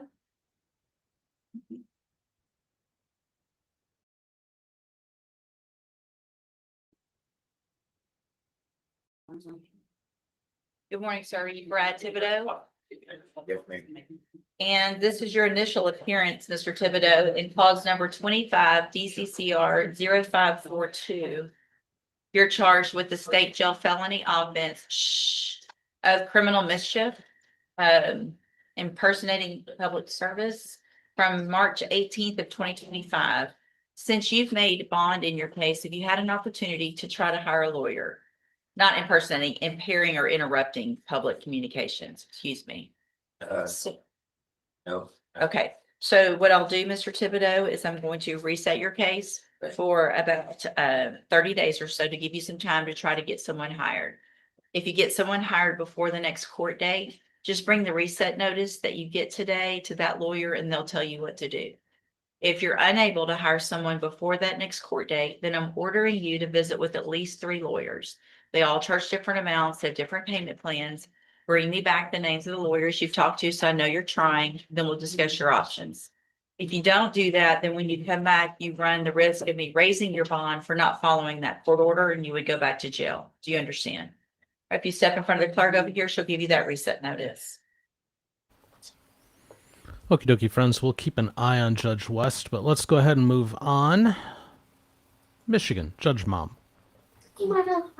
Okay, and so today is the date scheduled for a show cause hearing on your client's failure to pay fines and costs. On the 24849 matter, there's a balance of $1,957. And on the 24290 matter, there's a balance of $1,203. I believe that some of that both involves some restitution of some sort. And counsel? Yes, Your Honor, per my dialogue with my client, she was clients with a payment plan that she's tried to work out for. She made a payment of $80, $40 in each case on February 11th. And she's scheduled to make her next payment on the 8th of this month, where she has every intent to do. I asked that she be given an opportunity to comply with this payment plan. Okay, well, and the reason why your client still needed to appear in court is because that was not 25% of the balance that she had paid prior to court. Ma'am, how long have you been working? I got a new job at McDonald's last July. Okay, and before that, where were you working? Before that, I was out of work for 6 months because I had a blood clot in my leg.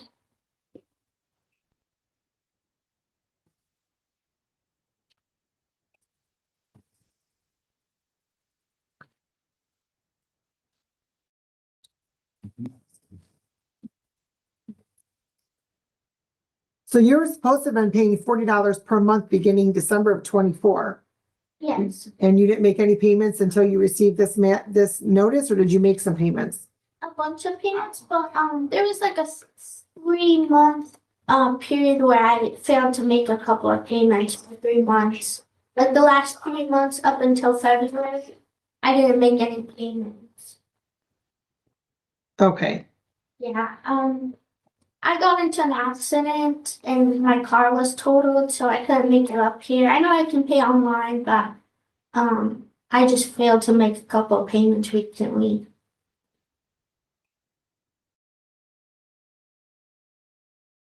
okay.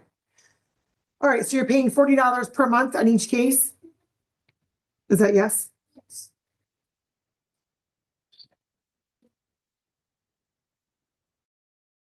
And that was on the 8th of the month? They're due by the 8th, but last month I was late. I made it on the 11th, I believe.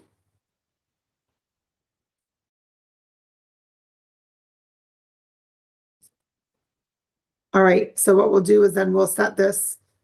We won't set another date unless you miss a payment. Okay, thank you. All right, and ma'am, can't get up here, then make sure you're using the online payment system. We have that there for that purpose. Oh. All right, have a good day. Thank you. You're welcome.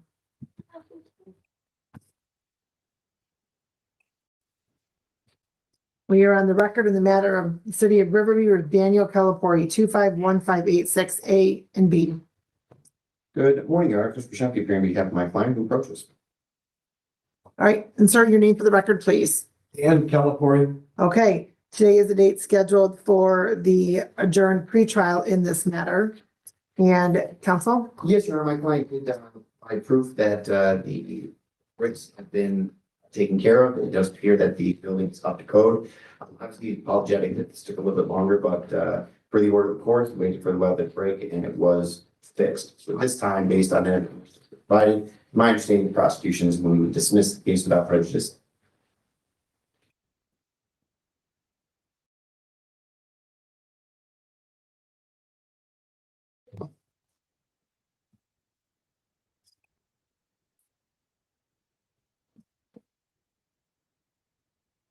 All right, the court will dismiss this per the prosecutor as this matters. Oh.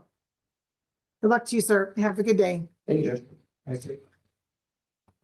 We are on the record in the matter of the City of Riverview versus Jerry Martin, 251672. Record.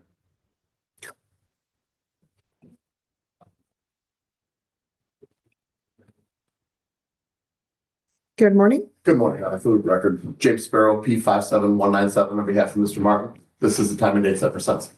All right, thank you. And Mr. Martin, your name for the record. Jerry Martin. And today is the date scheduled for sentencing on your client's plea to an amended charge of operating while visibly impaired by alcohol. The original charge of operating while intoxicated was dismissed. And counsel, did you have an opportunity to review the report and recommendation with your client? I have, Your Honor, I'll work with Mr. Martin. There are no additions, corrections, or additions that is actually. All right, as to the recommendation. Per the recommendation, Your Honor, I went through this with Mr. Martin. I spoke with Mr. Martin numerous times over the course of the representation. There is one recommendation in regard to outpatient substance abuse treatment. I would defer to the court. I think alcohol education would be more than adequate for Mr. Martin in this matter. He is 53 years old. This is his first brush ever with the law. I did talk with him about treatment counseling in depth when he first contacted me. He is open and willing to do anything that the court recommends here. And once again, I'm no expert in speaking with him and talking a lot. I don't know if he necessarily is a candidate for outpatient substance abuse treatment. That being said, I would defer to the court's decision. Other than that, Your Honor, I think the recommendation is factually accurate. My client has all the money to pay at this time in regard to fines and costs, and he does have a job opportunity out of the state and in Gary, Indiana. I would ask if you would consider allowing him to leave the state for that position. Not the prettiest town, but He's doing what he can to make it better.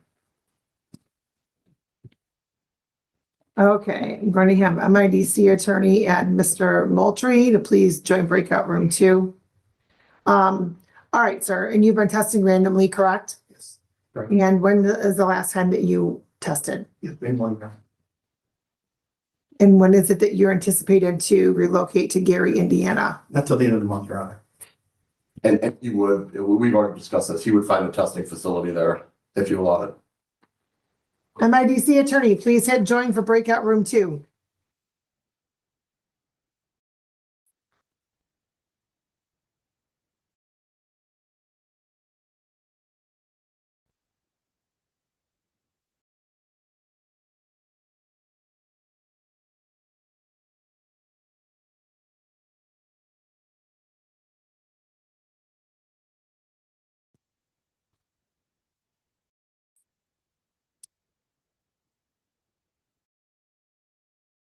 Well, in your line of work, I can see why Gary, Indiana is a place to be. Okay, and sir, you're at a very high level of 0.214. Not sure why you didn't just stay at your friend's house, stay the night, take a ride share, call for somebody to pick you up, walk home, I don't know. But in any event,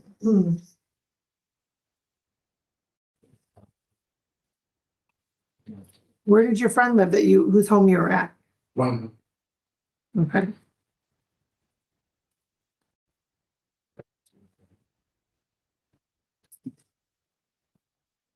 Okay, the court will note after counsel hearing from Mr. Martin, reviewing the report, the recommendation, the court does find there's reasonable grounds to depart from MCL 769.5.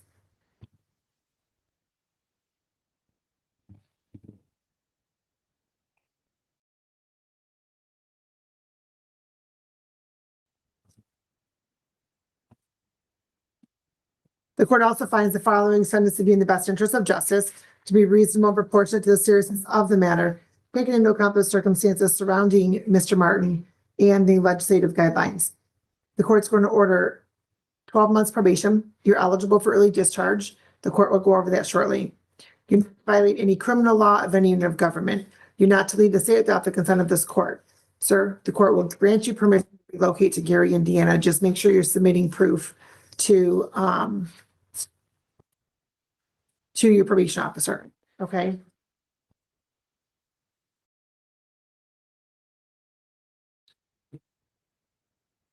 So you won't be able to leave Indiana without the consent of the court, okay? Yes, sir.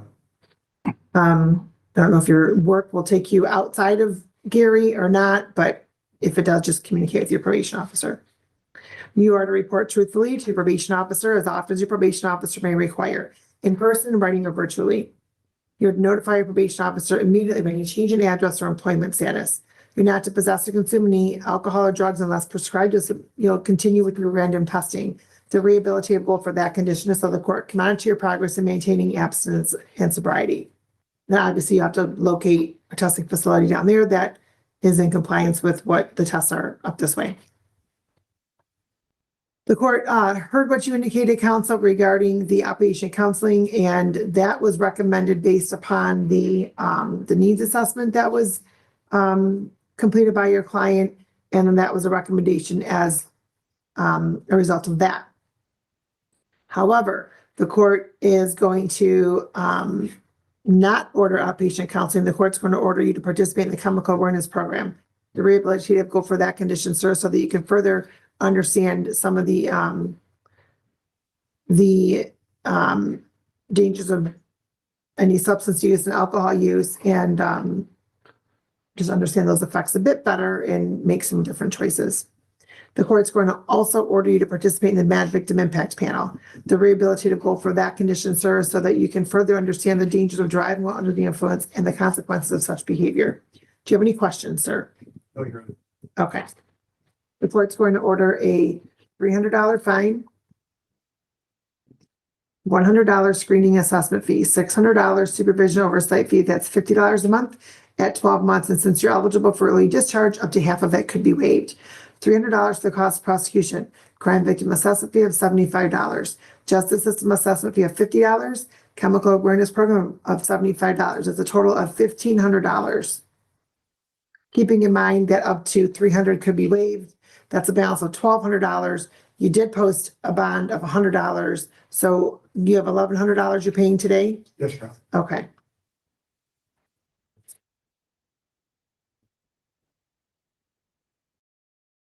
As I did indicate, sir, you are eligible for early discharge as long as all of the following have occurred. You've completed at least half of your original term of probation. All probation requirements have been completed. You've had at least 3 months without any violations, and all monies have been either paid in full or you've made a good faith effort toward making full payment. Okay, do you have any questions? No, you're Okay, thank you for dressing appropriately for court as well. Sir, please have a seat over in probation. Somebody will be with you shortly for your next steps. Thank you. Have a good day. It is the sentence of this court that you relocate to Gary, Indiana, and that you be confined to the state of Indiana. That's a choice, man. going to Gary's a choice. If you ever want to just waste like a half an hour and have your jaw drop the entire time, get on Google Maps, go to Street View rather, pull up Gary, Indiana, and just move around. The amount of dilapidated homes, urban blight, roads that are not navigable because of the potholes. It's amazing. It's an amazing place to look at. And the crazy thing is it wasn't that long ago that Gary was like a model city in the United States. It's a something. Anywho, let's go to Louisiana. It's a 5-person board this morning. Video parole is called to order. Today is Monday, March 2nd, 2026. My name is Cheryl Renazza, serving as chairman of today's panel, which is a 5-member panel this morning. Seated on the panel with me this morning to my far left is Mr. Chuck Tillis. My immediate left, Mrs. Jerry Ledoux. My immediate right is Mr. Steve Prater, and my far right is Mr. Pete Freeman. Because we are a 5-member panel today, it does require a unanimous vote of all 5 members. We are at DOC headquarters in Baton Rouge. I'd like the staff here at headquarters, please introduce yourself for the record. Sure. Francis Abbott. All right, thank you. And our first location this morning is at Elaine Hunt Correctional Center. Good morning, Warden. Would you and your staff introduce yourself for the record? Yes, Warden Travis Day. Darius Credit, Assistant Warden Classification. Christy LeBlanc, Classification. All right, thank you. Thanks for hosting us this morning, Warden. We appreciate your surroundings. Yes, ma'am. So we have before us Mr. Johnson. Good morning, sir. Good morning, ma'am. Would you introduce yourself? Tell us your name, your DOC number. My name is Darrell Johnson. EOC number is 439-966. All right, Mr. Johnson, let me just read some identifying information into the record. We'll acknowledge the folks who are here who have an interest in this case, and I'm going to turn it over to Ms. Ledoux after that because your case has been assigned to her. She's going to take the lead, okay? Well, So, Mr. Johnson, you are classified as a first felony offender. You're currently serving a 40-year sentence for 2 counts of armed robbery and attempted first-degree murder. Your parole eligibility date was June 8th, 2023, and your good time release date is December 2nd, 2033. Does all that sound correct? yes, ma'am. Correct. Let me just acknowledge real quickly on Zoom, we have James Levine, a friend and employer, and also your son, Darrell Johnson Jr. Those are here in support. In opposition, we have from the District Attorney's Office, Mr. Randy Meyer, and we'll call on them for their remarks shortly. Mrs. Ledoux.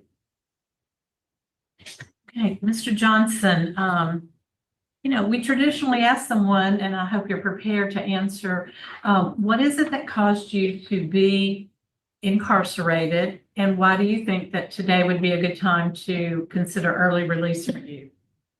Well, what caused me to become incarcerated was my lack of responsibility. I just became a father to my then 9-month-old son. And I was dealing with a lot of financial struggles and difficulties adjusting with society and controlling my emotions. And it became overwhelming. Okay, so how old were you when you committed, because you're a first felony offender, and but that wasn't your first time to have interaction with law enforcement. Yes, ma'am. So how old were you when you committed this crime? I was 22 years old. 23, okay. At your last hearing, you had the Parole Project who supported you for your release plan. They're not here today, so has a relationship changed there? I don't know, ma'am. I haven't spoken with him, but perhaps the situation has changed. But I do have a residence with my parents in Kenner, Louisiana. Okay, so you plan to go to Kenner. That's fine. And that's with your parents, you said? Yeah.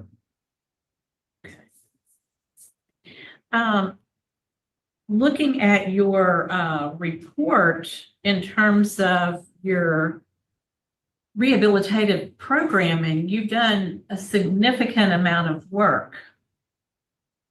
How many good time days has he accumulated? Did somebody tell me real quickly? We have a new form and classification, you know, tell me. 591. Over 500 good time days accumulated.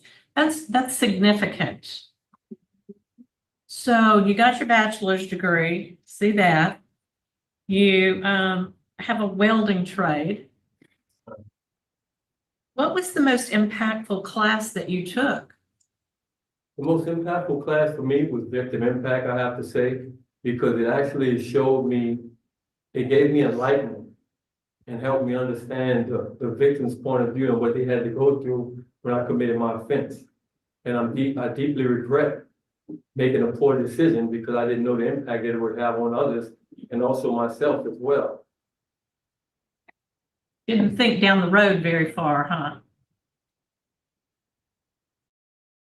Okay.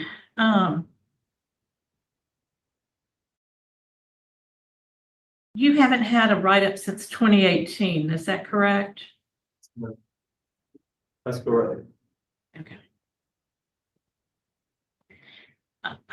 I noticed that two of your victims could not be located, and one of your victims is unopposed to your release.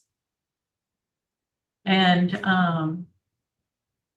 that's to your advantage, certainly.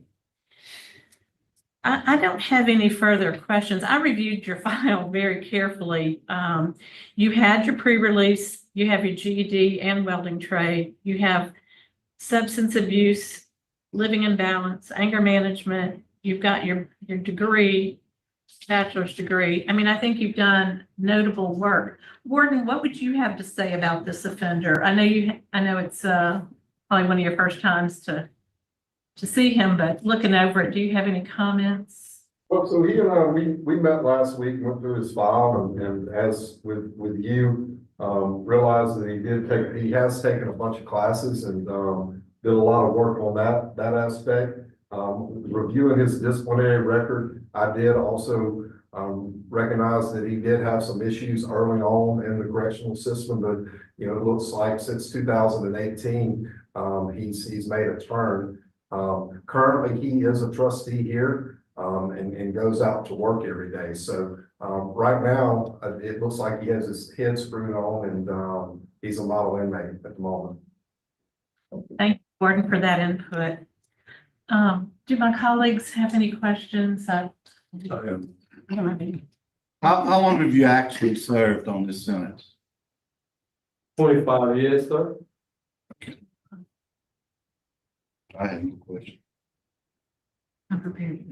Okay, well, let's hear first from the folks who want to speak on your behalf. Mr. Levine, could we hear from you, sir? Yes, ma'am. Good morning. Thank you. I've known Darrell for quite a while. As you know, we used to be roommates. Darrell was one of the first people I met when I actually arrived at Lane Hunt. He was one of the first people to show me how to find the education building and to encourage me to get involved with classes. I was already on that path, but it definitely didn't hurt to have somebody patting me on the back and showing me. I know that he took his welding trade very, very seriously. He was one of the few guys that I would see actually go back to the dorm and study in the dorm instead of going to getting caught up in the foolishness and playing basketball. He was definitely focused on his education. He graduated in the top of his class in that trade. Darrell actually comes out and works where I'm employed out at the Gillis Long Center. He works out there on the grounds crew. And he is one of the very few on that crew that is always busy, always working. The staff that actually supervises him love him, and they've already said they will absolutely favor him if he decides to go through the hiring process. I also introduced Darrell to Evan Wood, who is the welding instructor for the Job Corps program out there. And he told me that as soon as Darrell is out, bring Darrell to him. He has plenty of contacts in the welding trade and he will make sure he finds employment. There are a lot of people that need to be in prison, and Darrell definitely needed to be. I don't think he needs to be anymore. I think he has turned a corner. He's definitely improved himself. He's done everything he can to become a productive and quality citizen. I hope this board will take that into consideration. Thank you for this time. Thank you, sir. So I think by Zoom, we have Mr. Johnson Jr. Is he on the call?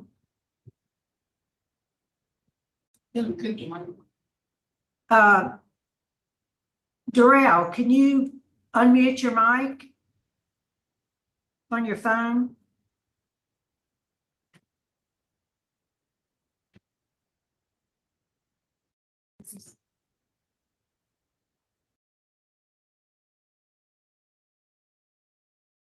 Still there? Yeah. We're gonna try to call him.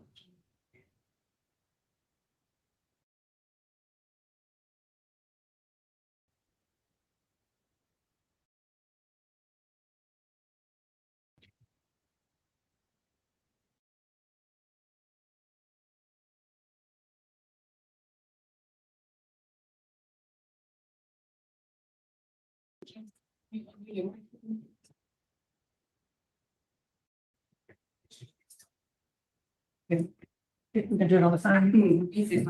He's having trouble with his device, so we're gonna just hear from him on the phone. All right, Darrell, Yes, ma'am. go ahead, sir. Tell us what you want us to know. Yeah, I just wanted to say, I really think my dad deserves a second chance. It's been a long time. I'm 25, I'm turning 26 tomorrow. He's been in there for 25 years. That's really all I gotta say. Well, thanks for taking the time to share that with us. We appreciate hearing from you. All right, thank you. All right, and next we have Mr. Randy Meyer from the DA's office. Good morning. Good morning, Randall Meyer, Assistant DA, Jefferson Parish. This is a tough one on me. Mr. Johnson has done a lot of good. The biggest concerns I have during his term while incarcerated is, the only living in balance back in 2010 was, I believe, the only program he's taken that dealt with substance abuse, which I think it is something that he needed or needs. Most of his programming is old.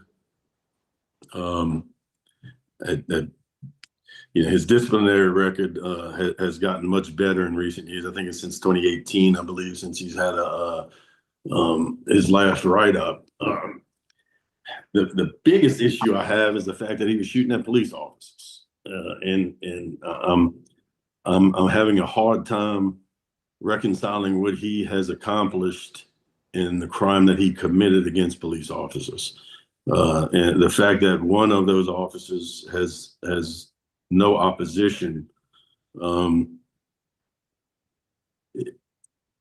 Again, makes it difficult for me. I think we're gonna have to maintain an opposition based on that, based on the fact that he did shoot at police officers. But I do recognize a lot of the good work he's done while he's been incarcerated. All right, thank you, sir. We appreciate hearing from you. All right, I think the panel's prepared to vote. Mrs. Ledoux?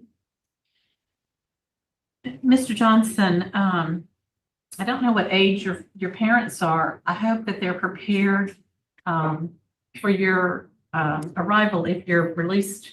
But my vote is going to be to grant because you have put in the work necessary to become a productive member of society. You've done everything that you could to make yourself a good candidate today, and so my vote is to grant.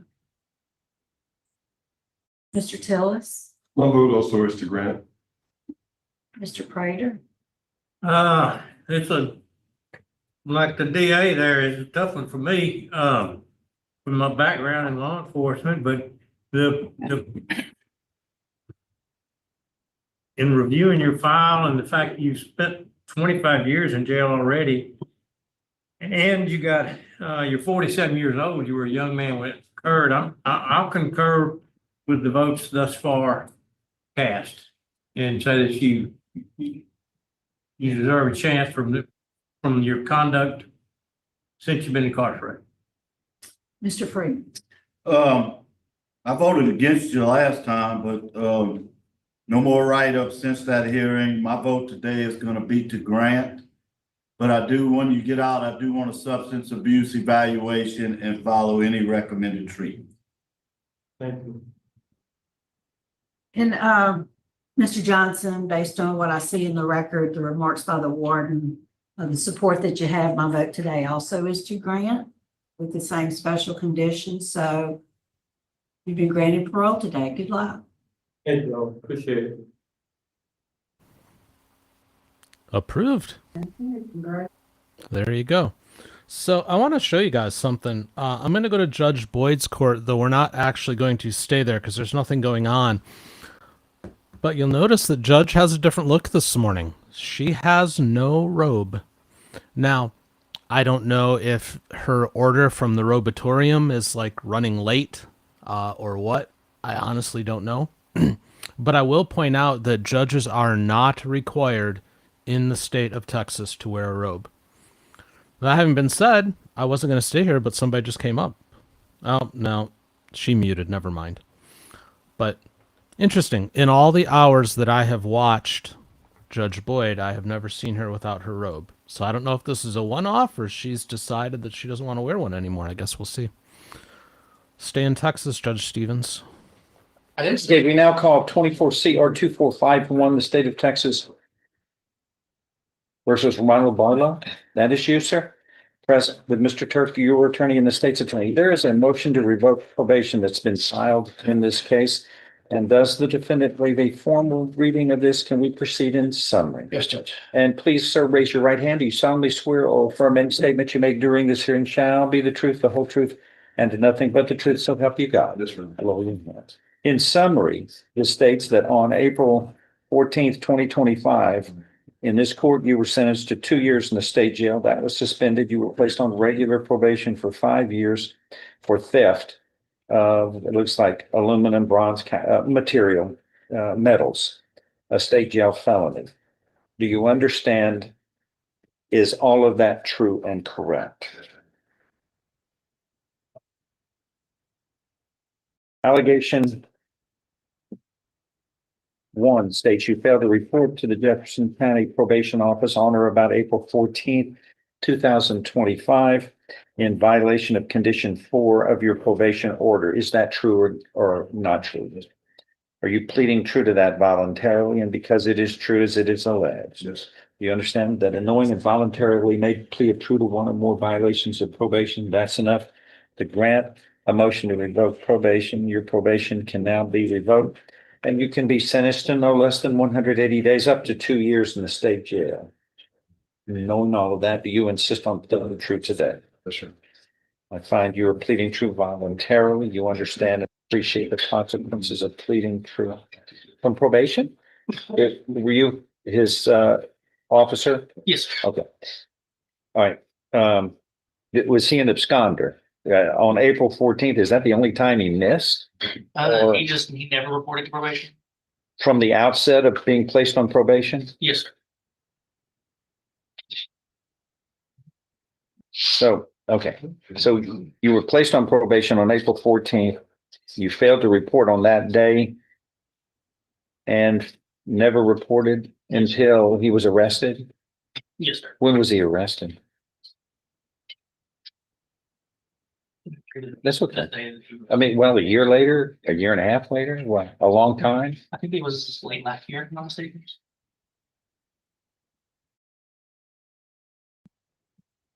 Well, is all that true? Yes, sir. What happened? My transit, I didn't have any place to go, whenever I was. Well, we had a place to go with probation.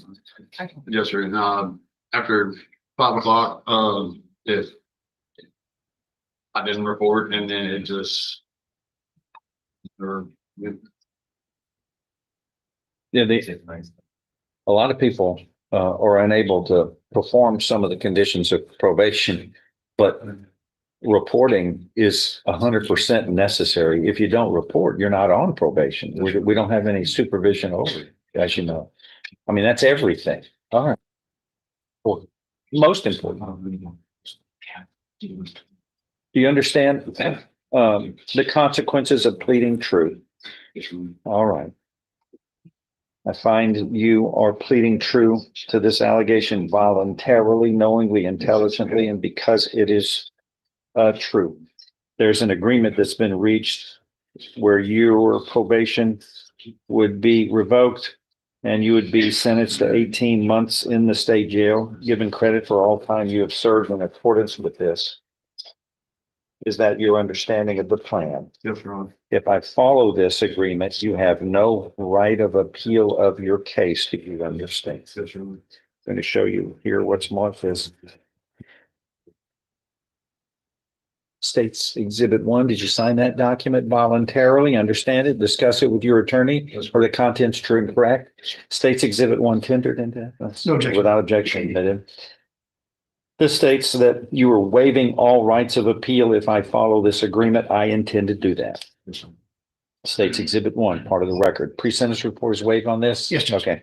I'm going to make the following findings, Mr. Barlow. You are pleading true voluntarily, knowingly, intelligently to allegation 1 of this motion to revoke probation, alleging that you never reported to the probation office from the outset of being placed on probation April 14th, 2025. That's a violation of condition 4 of your probation order.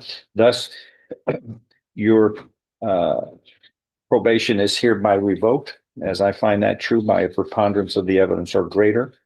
And you were sentenced originally to 2 years in the state jail. That was suspended. You were placed on regular probation for 5 years on April 14th, 2025 by this court. Your probation is hereby revoked. I'm following this agreement. You were hereby sentenced to confinement in the state jail for 18 months. Do you understand what has happened today, sir? Oh, good luck to you, sir. Thank you. Scott, you ready? Yes, Judge. Come on over.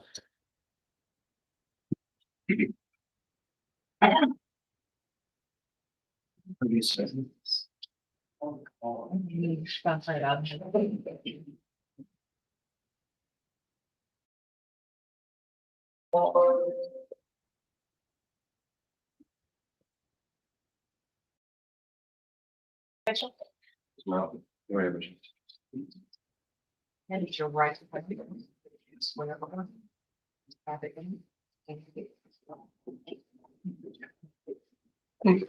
Always. Hey, Mitch. Yeah. That's okay. I know, it's never. Based into the word. Yes. More. Time when people aren't.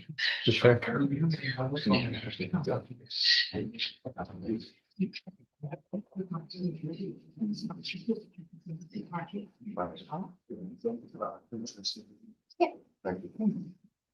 You're Caleb Mitchell? 25 CR 201 is called. Caleb Blake Mitchell, present with Mr. Rennick, your attorney, and the state's attorney. Does the defendant waive a formal reading of the indictment and arraignment here? Can we proceed in summary? Yes, Your Honor. In summary, this indictment alleges that on or about September 28th, 2024, in Jefferson County, Texas, you committed the third-degree felony of deadly conduct by discharging a firearm. Do you understand what you're charged with here, sir? This is a third-degree felony. If convicted, you face a term of not more than 10 years or less than 2 years in prison. In addition, a fine may be assessed not to exceed $10,000. Do you understand?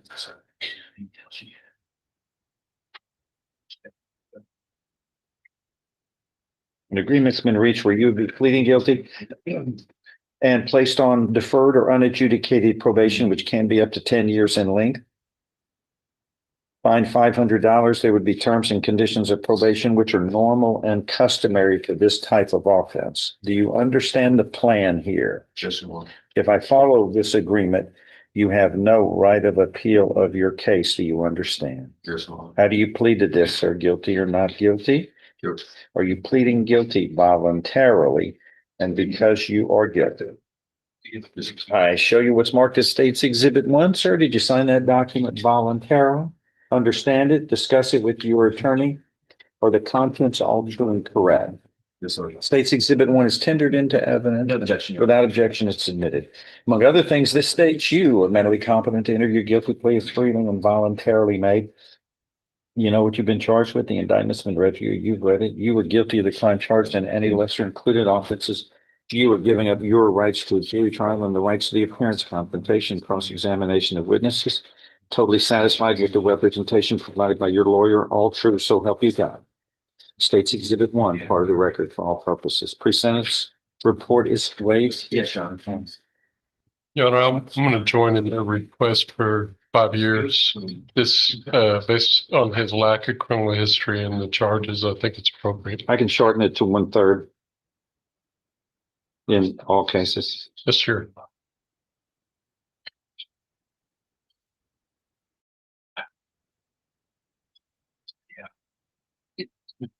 Let me just look at one thing. Yes, sir.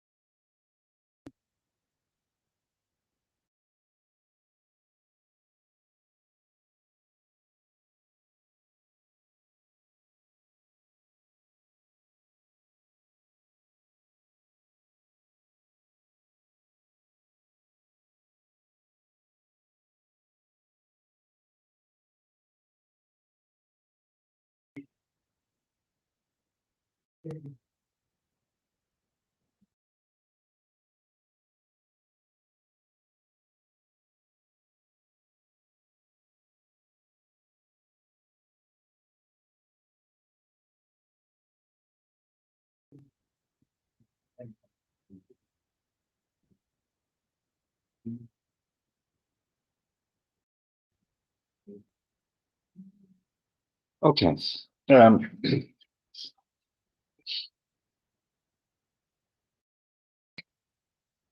Probable cause is just very disturbing.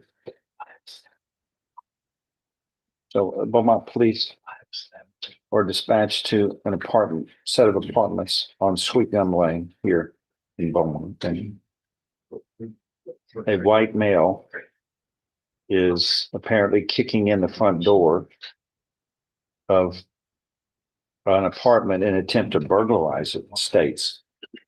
Shortly afterwards, several shots were fired and the white male was observed running to the parking lot, getting into a VW sedan. As the vehicle left the parking lot, the passenger side window rolls down and a white male fires more shots in the direction of the rear of apartment number 17. And in doing so, a gray Honda parked in the parking lot belonging to the victim was struck by gunfire. Investigators were able to get the license plate of the vehicle, and it was later found to be driven by you. All right. Was there somebody else in the car? Sir. What happened to that person? I don't know that. So you weren't the one firing? Yes or no, sir? I wasn't the one. You were the driver. Somebody else was fine. Who was that? So you never gave me his name. You know that it's JB. So hold on.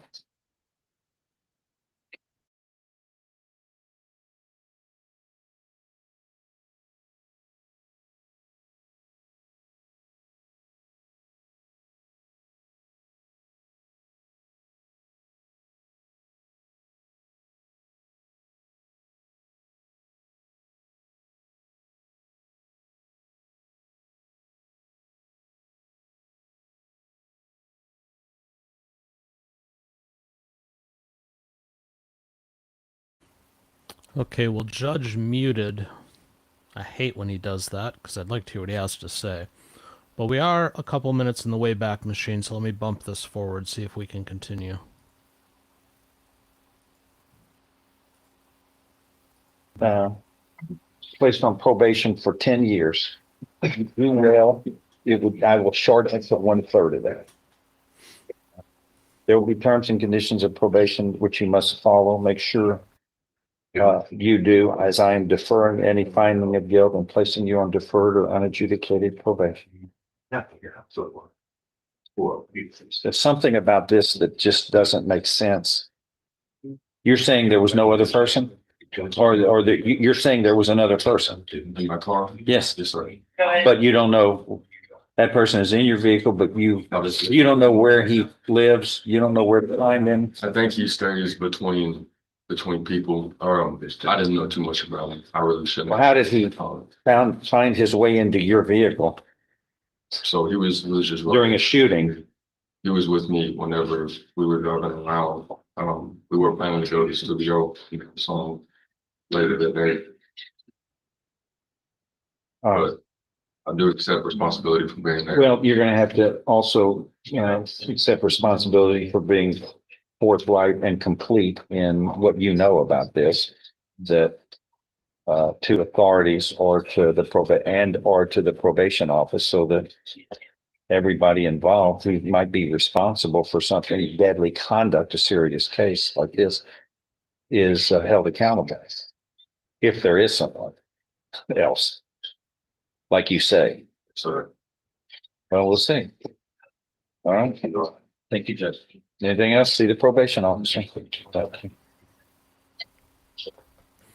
So off topic, but cool if you're me. I actually just got an email from YouTube that I actually won a monetization appeal on one of my videos.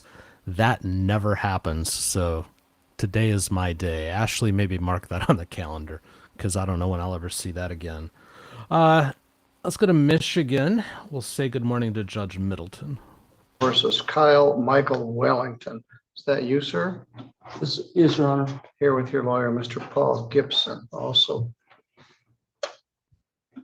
Also present is Abby Stoll from the prosecuting attorney's office. File number here, thank you, Paul, is 26112FY, People versus Kyle Michael Wellington. Mr. Wellington was originally charged on a felony complaint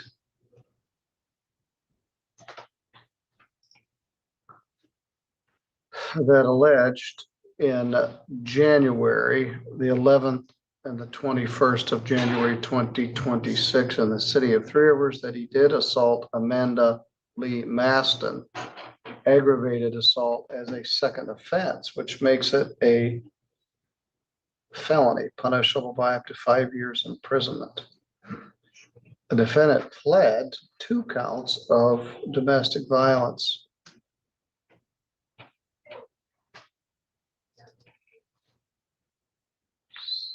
On February 17th, the matter was set for sentencing today. Ms. Maston is present, which is helpful. So I took the plea on February 17th. We set the matter for sentencing today. I wanted a chance to get the police report and get victim input. I did get the police report and the complainant is here. So Mr. Gibson, what would you like me to know? Mr. Wellington showed me an email that he received. It looks like he has obtained employment at American Axle. The email indicated that he's supposed to start today. It's my understanding that the victim in this case is asking for the no contact to be lifted. I believe that this was an unfortunate, these were unfortunate situations, and I believe that the defendant can learn from this, and I believe he can be rehabilitated. I would ask the court to consider as a sentence probation, community service.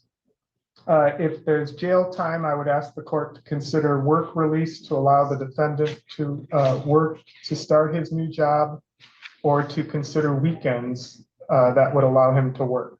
Thank you. Ms. Maston, would you come up, please?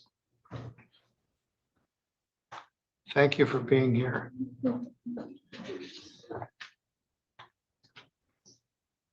Are you Amanda Maston? Yeah. And you're the complainant in this matter, and it's alleged that these things happened over a period of time in January. My sense from reading the report and reading the affidavit of probable cause is that this wasn't a one-time thing, but a pattern of discord and abuse. You broke your finger, and I wanted to know, among other things, whether you had unpaid medical expenses. So what would you like me to know?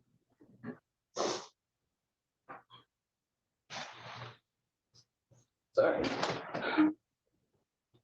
Yes, my finger did get broke. Now, as you're sitting here right now, it's March 2nd. You've got a cast or a brace on your finger. Is that as a result of this injury in January?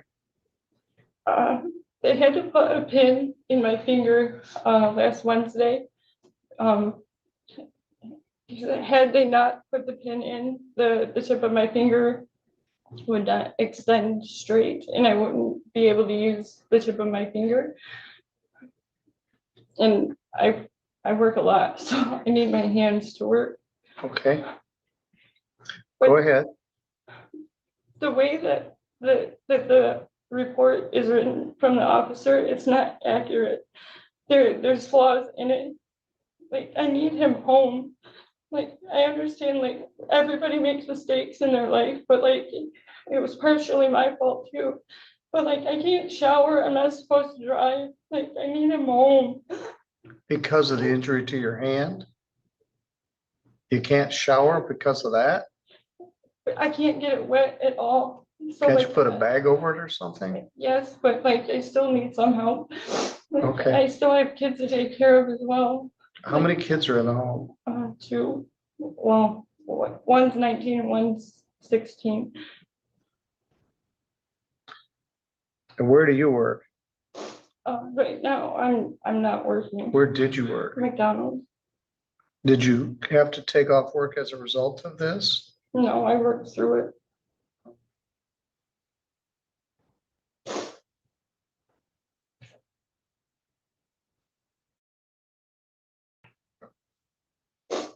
He's been living in Buchanan? Yeah. All right.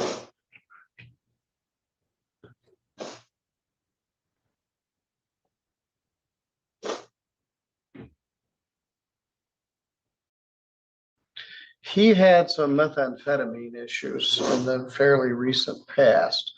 Is methamphetamine a pink elephant in the room here? No. Methamphetamine's not an issue presently? No. How about alcohol? No.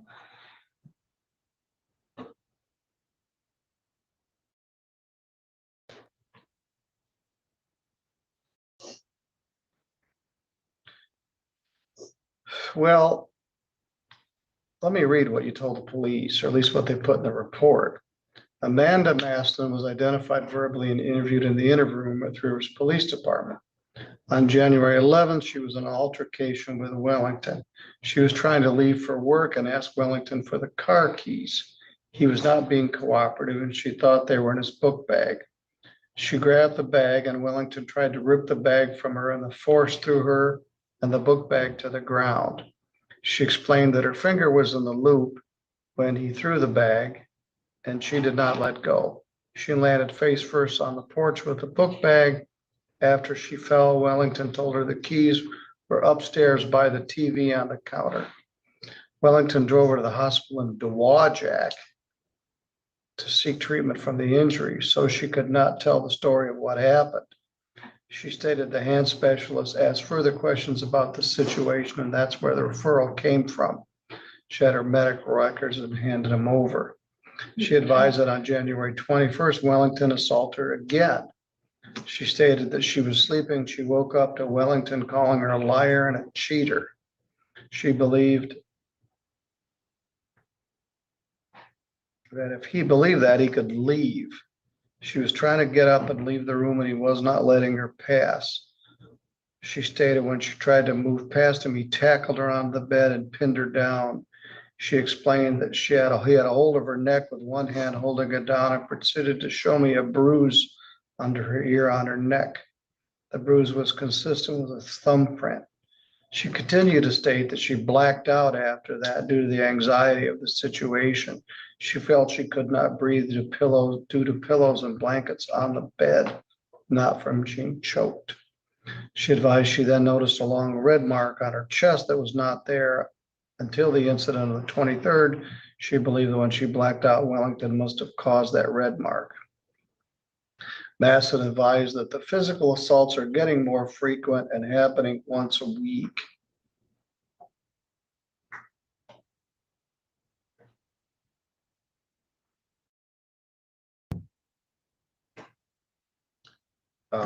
This is your house and he was living there. He has a previous domestic assault charge.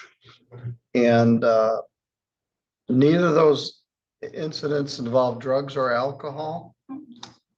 All right. Mr. Wellington, what do you want me to know? I've never hit her. I promise. The most I've ever done was calm her down. She got angry at me once and went to snatch the phone. And that's when I held down, like, you know, I've never hit her. I promise. I'm not going to assault her in any way. Well, you entered these two pleas. Do you want me to continue to proceed to sentence? Gotta be honest with you. Yes. I didn't know how it was going to turn out. Yes, I did snatch the book bag out of her hand. All right, which resulted in her finger getting broken? Yes. Okay, well, that one's pretty good. All right. The other one, you're saying you were actually holding her down, but that is an impermissive touching. Do you want to continue your plea to these two misdemeanors? I don't want to get. My luck is I'll take the trial and something's going to happen where I don't know, and I'm facing 7.5 years. Yes, that are felony charges. She says you assault her once a week, that you're angry all the time, and that she's in an abusive, assaultive relationship. Certainly, she got a significant injury to her hand. But you are correct. The prosecutor dismissed the felony charge for a plea to the misdemeanors. And that's. And my first domestic was my ex-wife wouldn't let me leave the house. So I moved her out of the way and she called her sister. But well, that was 13 years ago. Yes, Your Honor. Abigail, what's the prosecutor's input here? I would object to the defendant withdrawing his plea. I believe there needs. Well, I'm not sure he's asking to. You're not asking to withdraw the plea, are you? No, Your Honor. All right, go ahead. But if he did, you would object. Well, I guess then my sentencing recommendation would be, I mean, Your Honor, so this was reduced from a felony to a misdemeanor. The defendant does have a prior domestic violence conviction. It's clear that he's not taken any accountability. He told the officer during his interview that he's never hit a woman and told you just now that he's never hit a woman. And clearly that's not the case. He has a domestic violence prior. She's sitting here a month later with her fingers still in a brace. The officer also noted after the second assault that she had bruising on her throat in the shape of a thumbprint. I guess I would recommend at least 21 days in jail as well as a lengthier probation. I would recommend 24 months. Thank you.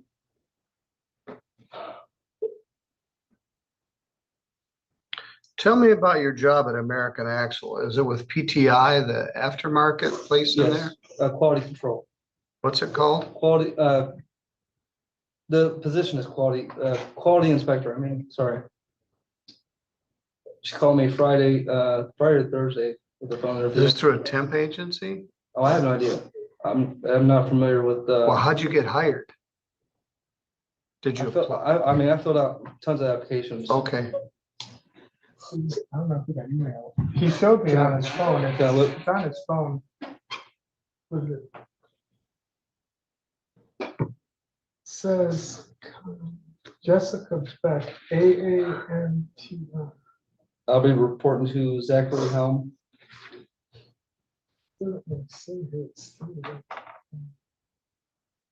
Oh, okay. PTI. Oh, yeah, it's PTI. Yep, PTI. Is that a temp agency, PTI? no, he got arrested on the 23rd and he bonded on the 29th, so he's done 6 days in jail. I'm gonna do a 24-month probation, which means you can be discharged at the end of 12 months. Motor 10 days, jail credit 6. And we'll do the other days on weekends. Fine is 0. There's a $75 crime victims' rights fee and a $50 state minimum fee, $150 attorney fee, $960 probation oversight fee, and you're to pay for the class. I'm putting you in the full domestic violence class. There's something going on here and I don't know that I got to the bottom of it. My fear is that there's a methamphetamine component that I'm not picking up on. If I give you a test right now, what would it show? Probably positive. For meth? Yeah. All right, well, you're gonna stop using it. I think meth is underlying this. We're gonna get a test to figure out what's in there, and then we're gonna get it to 0. No assaultive or threatening behavior, to abstain from the use of any drugs and alcohol, including marijuana. I'm gonna have you go to the day reporting center today and test.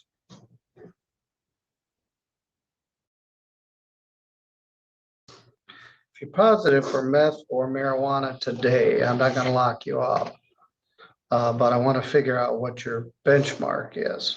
I appreciate your candor. The methamphetamine is still lurking in the background.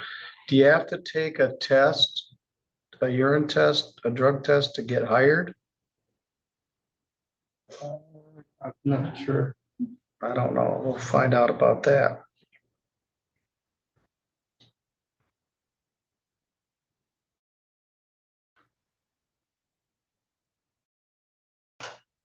I got a year hang over your head. And you did 6 days. The no contact provision is lifted. So you can get back together. You can't engage in any assaultive or threatening behavior. I'm just gonna lock you up. I think you're gaslighting her. I think there's more going on here. You're saying, I'm just calming her down. You got anger issues. And you're minimizing it. So I can always flip the switch and just give you a 90 or 365 days in jail. But I want you to do our domestic assault class. No assaultive or threatening behavior. Abstain from all alcohol and prohibited controlled substances. I want you to go to the day reporting center as soon as you leave here. Do you know where it is in Three Rivers? No, I can GPS it. It's on South Main Street, just south of downtown on the right-hand side. We'll let them know you're coming. Yeah, yeah. David, what do you think? Do you have any money with you? No, sir. Well, we'll figure that out. Let's add up what you do owe. You have been making payments on your other stuff. You also got a speeding ticket earlier this month, but you had some other unpaid stuff and you've been making payments as recently as February. You paid on your other stuff. So 125 plus 150 plus 960 plus you to pay for the class 1235. I think I may have some bond money in here. Let's take a look.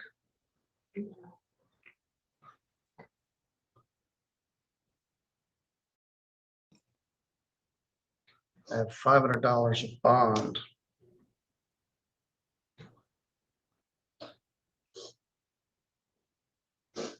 I will use bond money for first DRC test.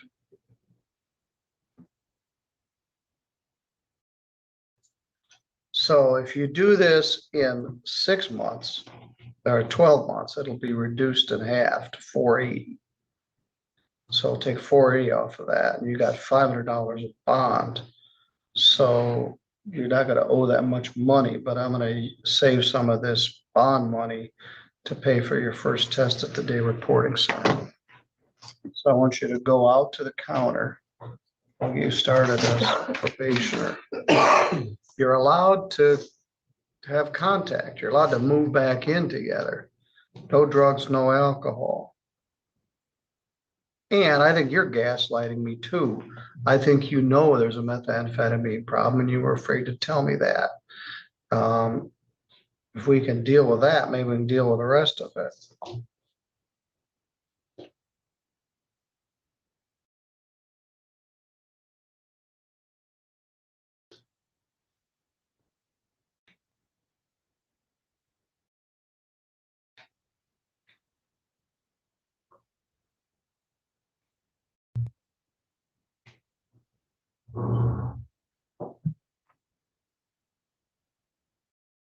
You're gonna owe 2 weeks. We got time to fit that in. Main thing is I want to get you clean. If we can't, we can compel that with a jail sentence. But mostly, I don't want any assaultive or threatening behavior. She wants you back in the home. She needs your help. She needs you clean and sober, and so do these boys that are living in the house. So you take this out to the counter, and I want you to go to the day reporting center. We need to let DRC know that Mr. Wellington is coming before noon. We'll get a benchmark test and see how we're doing. All right, you go out to the counter and we'll get you started on probation. This is not deferral eligible because you have a previous domestic violence conviction, but I do think you could benefit from the class. Thank you, Your Honor. Thank you. Two things. First, Ellie is Shuddy McShutterson this morning. I am, in my whole work area, is absolutely covered in Ellie fur. So if the stream suddenly drops and dies, it's because everything's shorted out from all of the fur that's just everywhere. Also, I don't know. There's more to this. I mentioned in the chat, and we'll never know what.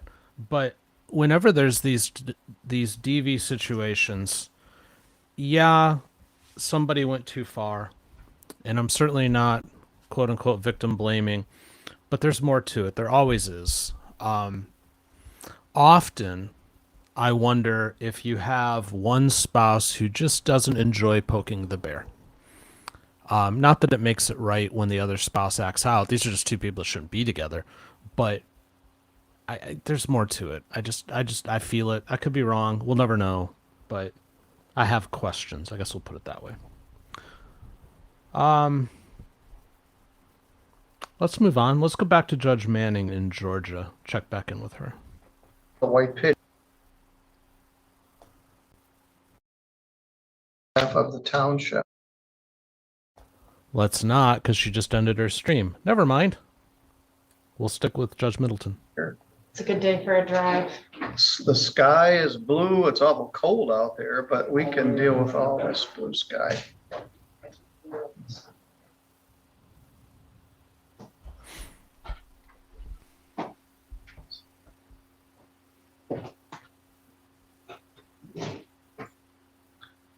This is an interesting case. They come in all shapes and sizes. This is Cole Michael Kindig. The file is 252335. As far as I can tell, Mr. Kindig has no previous criminal record.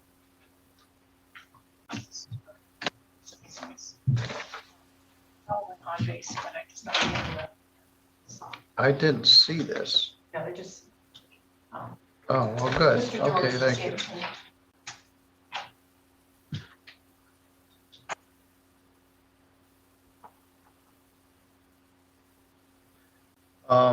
At any rate, the defendant is here with his lawyer, Mr. Tim George. This pre-sentence report was prepared by Daniel Frazine, who is on vacation. So he's not here, but he did prepare his report. Mr. George, what would you like me to know? Thank you, Your Honor. I think it goes without saying in these types of cases, obviously, there's always an inherent danger whenever an individual makes the decision not only to drink or use controlled substances, but then get behind the wheel. And my client understands he's fortunate that he didn't hurt or injure or kill himself or somebody else. Just as an update in the report, he did report to me that he is a pipe fitter with Local 357. Yes. Sounds like he works different jobs, different hours. So he does have that type of employment going from him. As the court did indicate, he doesn't have any type of prior criminal history. He was pulled over for speeding in this matter.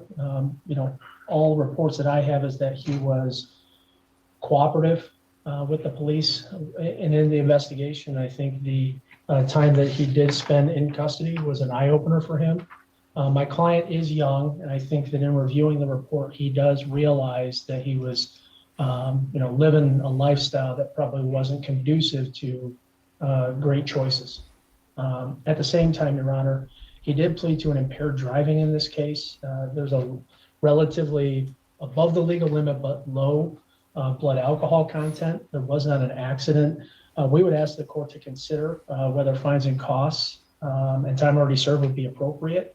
In the alternative, if the court did feel that a supervised probation was appropriate, we'd ask the court to impose a 6-month probation that would allow him to get the Prime for Life, the victim impact panel, and some testing done. I believe that can be accomplished in 6 months rather than 12. Thank you. Ms. Geschwint, this is a White Pigeon case, and we get quite a few of these. White Pigeon is at the intersection of US 12 and US 131.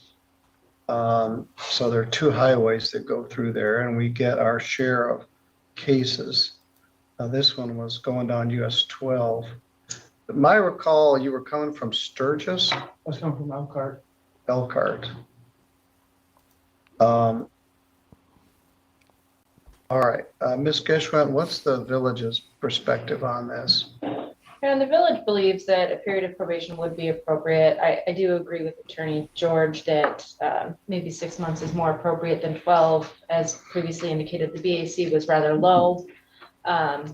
There was no prior criminal history, no accident, but I do believe a period of probation would be appropriate in this matter, just to make sure that at such a young age, he does not start down a bad path, keep him on the good path. I'm certainly in favor of that. We do something called a timeout probation, where we give people a timeout from alcohol. We've become somewhat desensitized to high blood alcohol levels. The next case we have was very high blood alcohol. Lady driving down 131 at a 247 in the middle of the afternoon. We've been seeing 3s. Someone the other day was a 5'7", not driving, but she was taken to the hospital. The Auburn Hills case from 2023 says that district courts are supposed to sentence their defendants proportionally. And they didn't explain what that meant. Circuit court has a requirement of proportional sentencing, and they have the sentencing guidelines. district court does not have sentencing guidelines. We have our own that we use for drinking, driving offenses. And so proportionality means, I guess there's a spectrum of how people are to be sentenced. In addition, the Criminal Justice Reform Act implemented a presumption that there is no jail or probation in non-serious misdemeanors. And in the wisdom of the state legislature, drinking, driving cases where there is no accident is a non-serious misdemeanor. So I've been thinking about this case since last week. I think I first read this on Thursday afternoon. Proportional to what? If this defendant is on the proportional scale, he's at the bottom. His blood alcohol was certainly over the legal limit.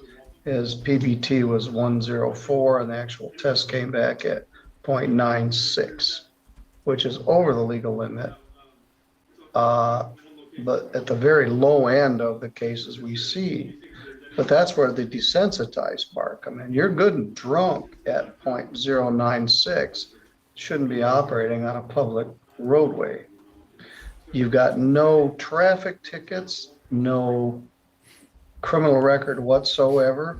As your lawyer indicated, you were polite and respectful to the officers.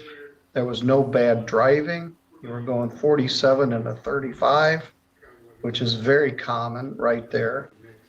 The only thing that troubles me is you were going all the way from Elkhart to Portage at this blood alcohol level. And as your lawyer and the prosecutor said, it's fortunate nobody else was hit or you didn't hit something. But in terms of proportionality, you're certainly at the bottom of the scale for 2026 and at the bottom of the scale for all of last year.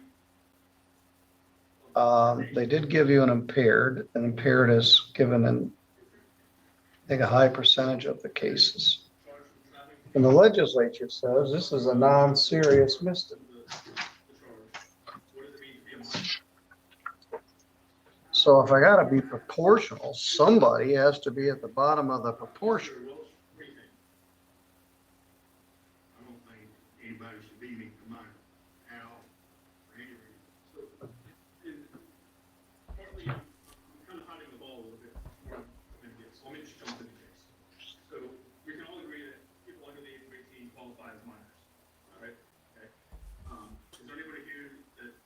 Fine is $300. There's a $75 crime victims' rights fee, a $50 state minimum fee, a $100 screening fee, $150 attorney fee.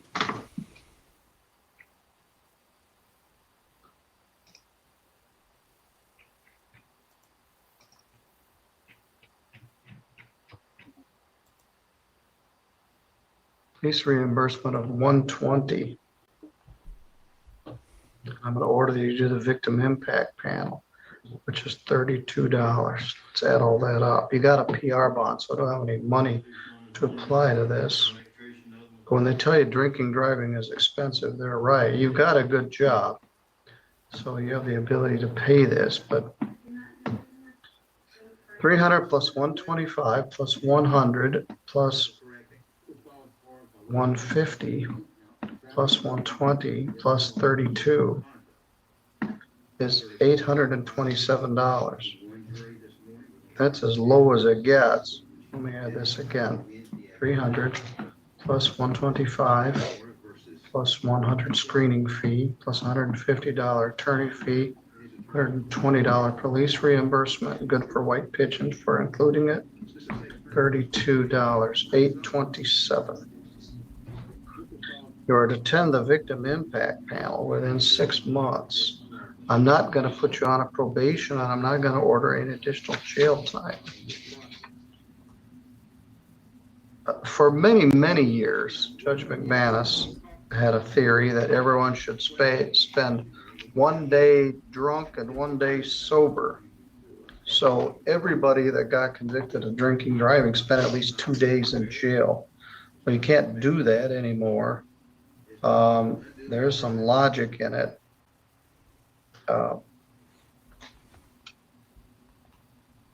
You got arrested on the 16th.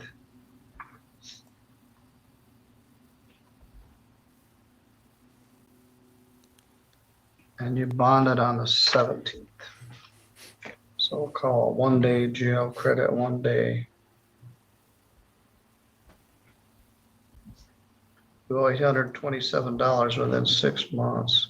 I'm gonna send you out to the court for the victim impact referral.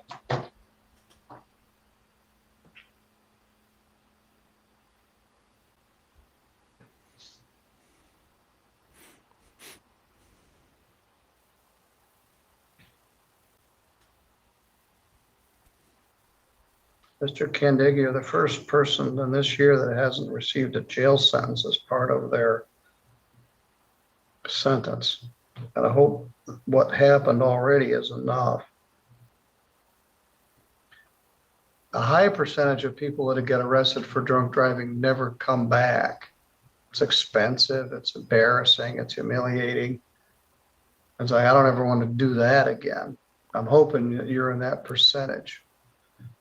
There's another percentage that come back over and over again, and they take up a lot of our time and effort.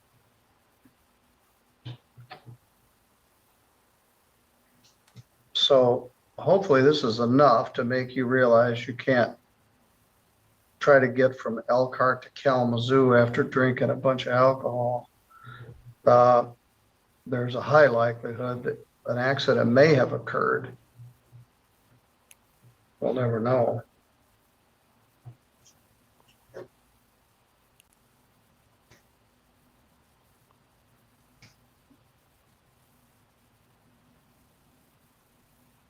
You can also do the victim impact in Kalamazoo. I'd rather you did it here.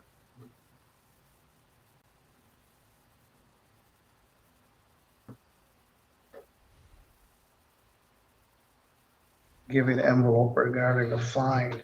You can pay with a credit card. You can send in payments. Pay it all at once in green cash. But today is March 2nd. It's due by 8/2/26.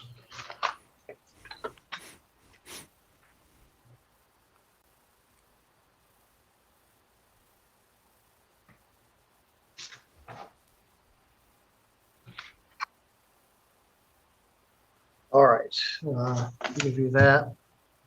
As I indicated, all the factors, no prior criminal record, no prior traffic record, relatively low blood alcohol level, no accident, polite, cooperative with the officers, and no significant bad driving other than speeding, all led to this.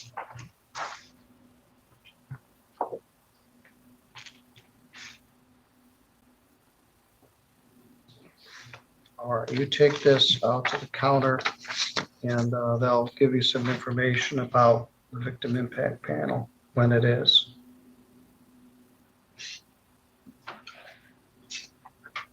Thank you, Ronnie. Thank you. Okay, friends, a couple of programming notes. First, join Mike and me tonight, 7 p.m. Eastern, 4 Pacific for In the Blind. You'll find a link to that in the pinned chat. Please do check us out there. Totally different from what we do here. Totally worth it. It's a fun show. So if you haven't checked it out before, check it out again. Check it out now. If you've checked it out before, check it out again. We'd love having you there. Also, fourth hour this week will just be court. I think I explained to you guys last week that I'm working on a structure for the fourth hour based on what we learned the first few weeks doing it. I'm not there yet. But for this week, we're just going to show court. So by a vote of 86% to 14%, you all want to do jury selection and check that out. So we're going to go down to Brantley Clark in Florida. This is in progress, but we'll see how it's going. Morning, ladies and gentlemen. As Judge Clark said, my name is Frank Sullivan. I represent the people of the state of Florida. I want to talk about a couple of things this morning. It shouldn't take too long. First, let's start with Ms. Kaufman. Do you remember what the defendant is charged with while we're here today? Yes, what's that? Thing with the minor. Okay. Do you remember specifically what the charge is or just, okay. Is there anybody that remembers? Miss, is it, Traveling to. traveling to meet a minor for sexual activity. Okay. So Mr. Stevens, what do you think that means? Okay. Okay. So, yes, let's break it down a little bit. Okay. So, traveling, Mr. Kovach. Yes, sir. What does traveling mean to you? He got in some type of conveyance and moved from probably his residence to another location to meet a minor. Okay. Everybody understand that? Now you said he got into some type of conveyance. Okay. Mr. Gregory, do you think that traveling requires you to get into some type of conveyance, a vehicle of some sort? Unless you walk. Okay. So for you, traveling could include walking? Walking, bicycle. Bicycle, any type of movement. Right. Anybody disagree with that? Okay. Now, we talked about going from one location to another location. Mr. Fitzgerald, do you think that there's any set amount of distance that you have to travel? Yes, sir. That'd be anywhere from 5 miles to 1 mile to. So if the defendant left his house and walked across the street, would that be sufficient? Yes. For you in this definition of traveling? Okay. Mr. Munshaw, what about you? Yeah, traveling across the streets or even next door. Okay.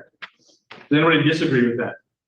Thinks that he's got to travel across state lines or to a different city or anything like that? Okay. All right.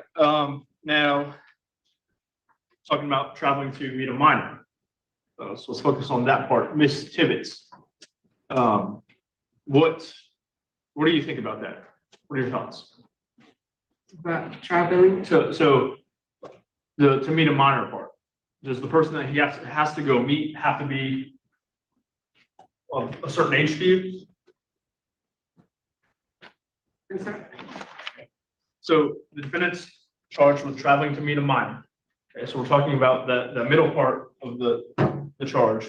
What does it mean to be a minor? Minor, under 18. Okay. Mr. Welch, what do you think? I don't think anybody should be meeting the minor at all, for any reason. So, and partly I'm kind of hiding the ball a little bit from where I'm going to get. So let me just jump to the chase. So we can all agree that people under the age of 18 qualify as minors, right? Okay. Is there anybody here that disagrees with Mr. Welch that if you're traveling to meet with somebody under 18, that's wrong? Everybody agrees with Mr. Welch on that? Okay. Now, what if the defendant believes he's going to meet somebody who's under the age of 18, but it happens to actually be an adult? Mr. Gregory, what do you think about that? If he believes it's underage, it's not. Okay. Ms. Berninger, what do you think? If he believed the person was underage, there should have been no travel to meet the minor. Okay. So anybody that disagrees with that? And the reason I ask that is because we kind of do this backwards. The judge told you what the charge is, but he doesn't tell you really what it means. At the end of the trial, if you're chosen as a juror, he'll read you the law and he'll tell you that I have to prove two things beyond a reasonable doubt. The first thing that I have to prove is that the defendant used a device capable of electronic data storage or transmission, cell phone, computer, anything like that, to solicit a person that he believed to be a child to engage in unlawful sexual conduct. And then the second thing that I have to prove is that the defendant then traveled within this state for the purpose of unlawful sexual conduct with a person he believed to be a child. Now, that kind of leads to my next question, my next series of questions. Mr. McAllister, what is the job of law enforcement in your mind? To Make sure everybody's obeying the law. Okay.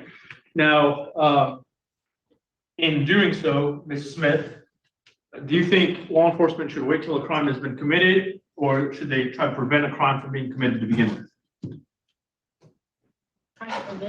If they can. Okay. And I expect that in this particular case, you're going to hear that the individual that the defendant was talking to was an undercover law enforcement officer. It was not an actual child.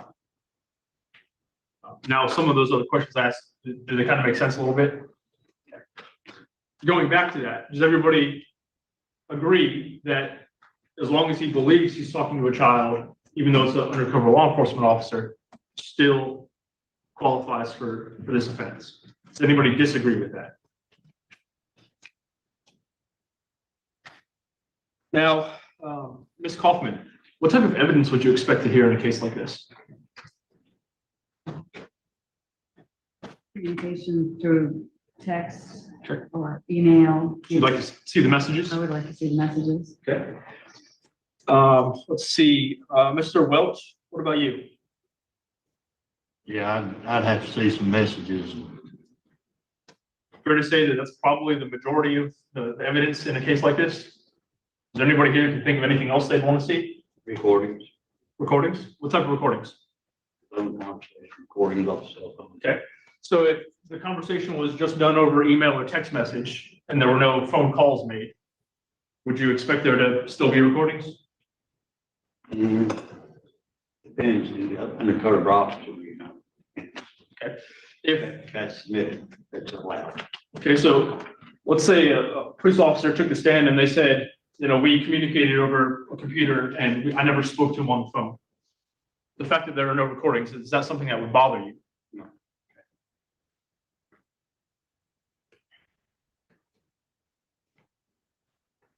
Is there anybody else think of any other type of evidence that want to see? Yeah, the actual arrival, Okay, you know, because he had to travel. okay. So you don't hear I would. want to see testimony some about that? Evidence or testimony that he went to a specified location that was Okay. probably indicated through the communications. Now, Mr. Kovacs, you said you're retired law enforcement. Yes. Did you ever work any cases like this? No, sir. Okay. What type of job did you do as a law enforcement officer? I did mostly patrol, community resource, dare Okay. instruction, and I was also the police chief for a few years Okay, was that local or? in Kentucky. Okay. Now, Mr. Munshaw, I think I saw you nod your head a little bit. Yeah. Okay, and that was talking about hearing some type of evidence about him traveling. Right. And I think somebody, yep, Miss Verniger. If there's any receipts on the part of the accused proving travel or gifts purchased Okay, or hotel rooms, anything of that nature. so if any of that occurred, that would be good evidence. Yes. Now, if there, wasn't a receipt, like I said, if he just walked across the street, Right. You wouldn't necessarily expect to see that. Exactly. So if there is no evidence like that, that wouldn't necessarily bother you. Ms. Fleming. Any proof of history of that kind of behavior? If you don't hear any evidence of that, would that necessarily bother you? Okay.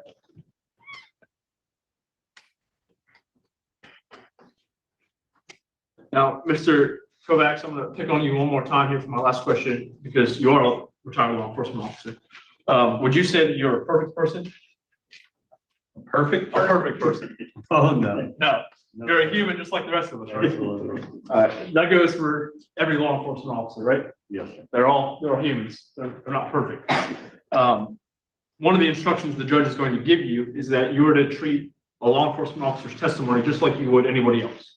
You're not supposed to give it more credibility or believe it just because he's a law enforcement officer and you support the police.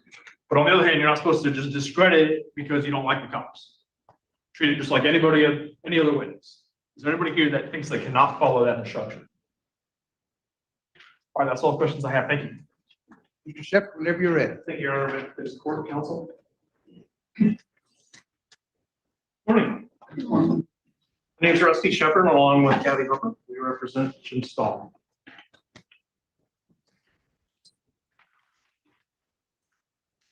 So this is really our only time to talk. So I'm going to ask some questions and I'm going to try to have a little bit of conversation. The goal here is to pick a jury that's not only fair and impartial for the state, but also for Mr. Stahl. So if I ask you some questions individually, and I seem to be getting into some things that you might not want to share in front of everyone, please let us know. I'm sure Judge Clark will make arrangements to protect your privacy. But this is important stuff, right? It's a serious offense. We are here in circuit court. Everyone understand? Oh, come on. Okay, she's having a heck of a time going, this person's shaking their head. Everybody get it? Everybody here? Yeah. Okay, all right, thank you.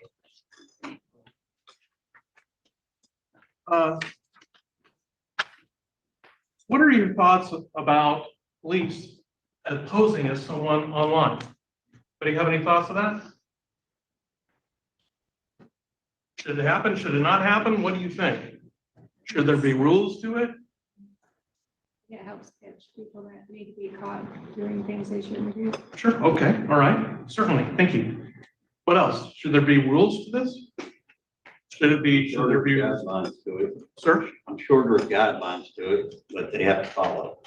Okay, all right, and I mean, we're here in the courtroom, right? There's laws that govern that as well, correct? Yes, sir. All right.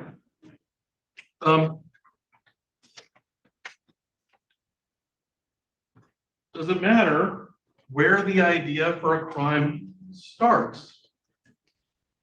If two people communicating, does it matter where the crime starts?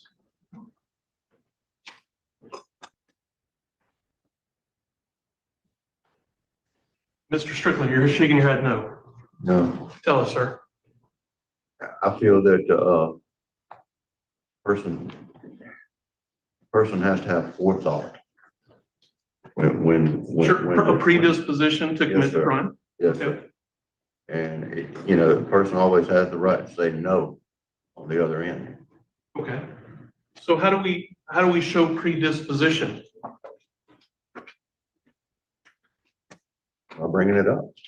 Sir? By bringing it up, by suggesting it. Okay, and what kind of things would show predisposition? Initial intent.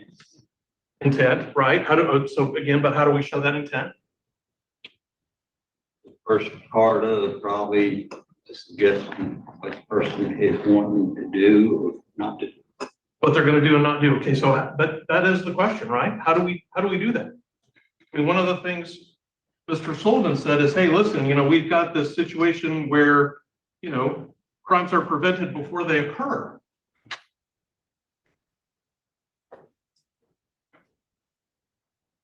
Well, what does that mean? Yes, ma'am. If there is any statement that can be made publicly available as proof of evidence,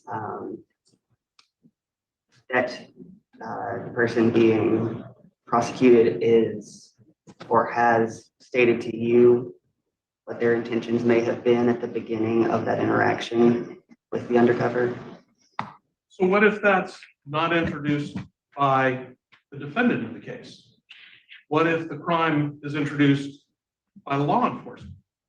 Does that change anything? Anyone? The person on the other end still has the right to say no. Right. So let me ask you this. If the judge were to give you an instruction, instruct you that there's a law on entrapment, would you be able to follow that?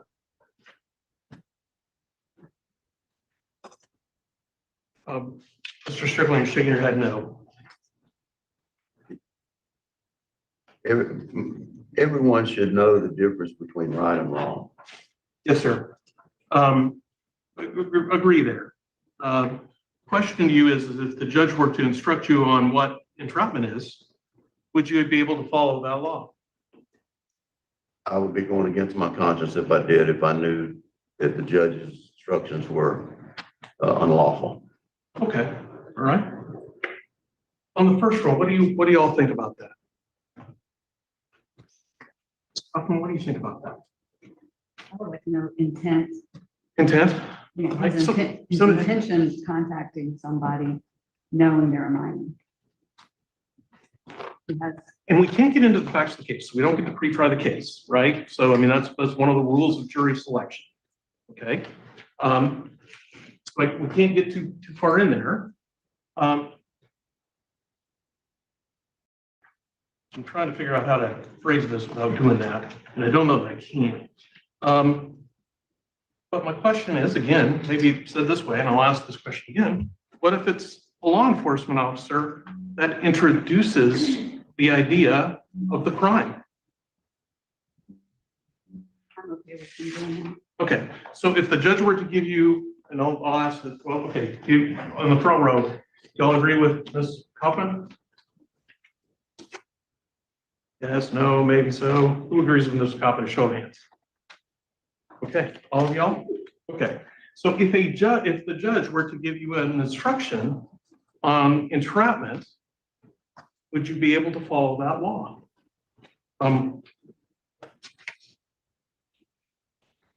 Start with you, Mr. Meyer. If the judge were to give you an instruction on entrapment, and your thinking is, hey, listen, I don't know that I can do that because just based on the facts, don't think that that's it. How would you be able to do that? Would you follow the law or? Would you law? Looking to me over the minor. I think I'm the right person to ask that question. I have a 8-year-old that. If a law enforcement officer was trying to fish for me to commit murder, right and wrong. Okay, so are there any circumstances that you could think of where the defense of entrapment would even be applicable in any crime? No? Okay, right. Thank you, sir. I appreciate your honesty. Thank you. To you, Mr. Stevens, what do you think about that? About entrapment, yes, sir. I mean, I feel like if the judge showed me the rule, I would go with what the judge said, I would follow it. I feel like. Okay. No. Okay, thank you. I had a question. Oh, well, okay, I'll come back to that. Thank you, sir. I appreciate that.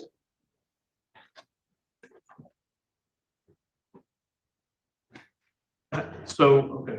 All right. So if the judge instructed you, you would be able to follow the instructions of the judge? To you, Ms. Owens, what do you think? If the judge gave you an instruction on entrapment where essentially he said, hey, listen, one of the things you need to take into account is whether or not this person had a predisposition, had an intent previous to their contact with law enforcement to do this thing. Would you consider that?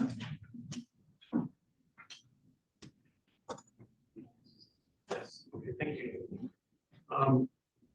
Ms. Creedle, to you. Would you be able to consider that?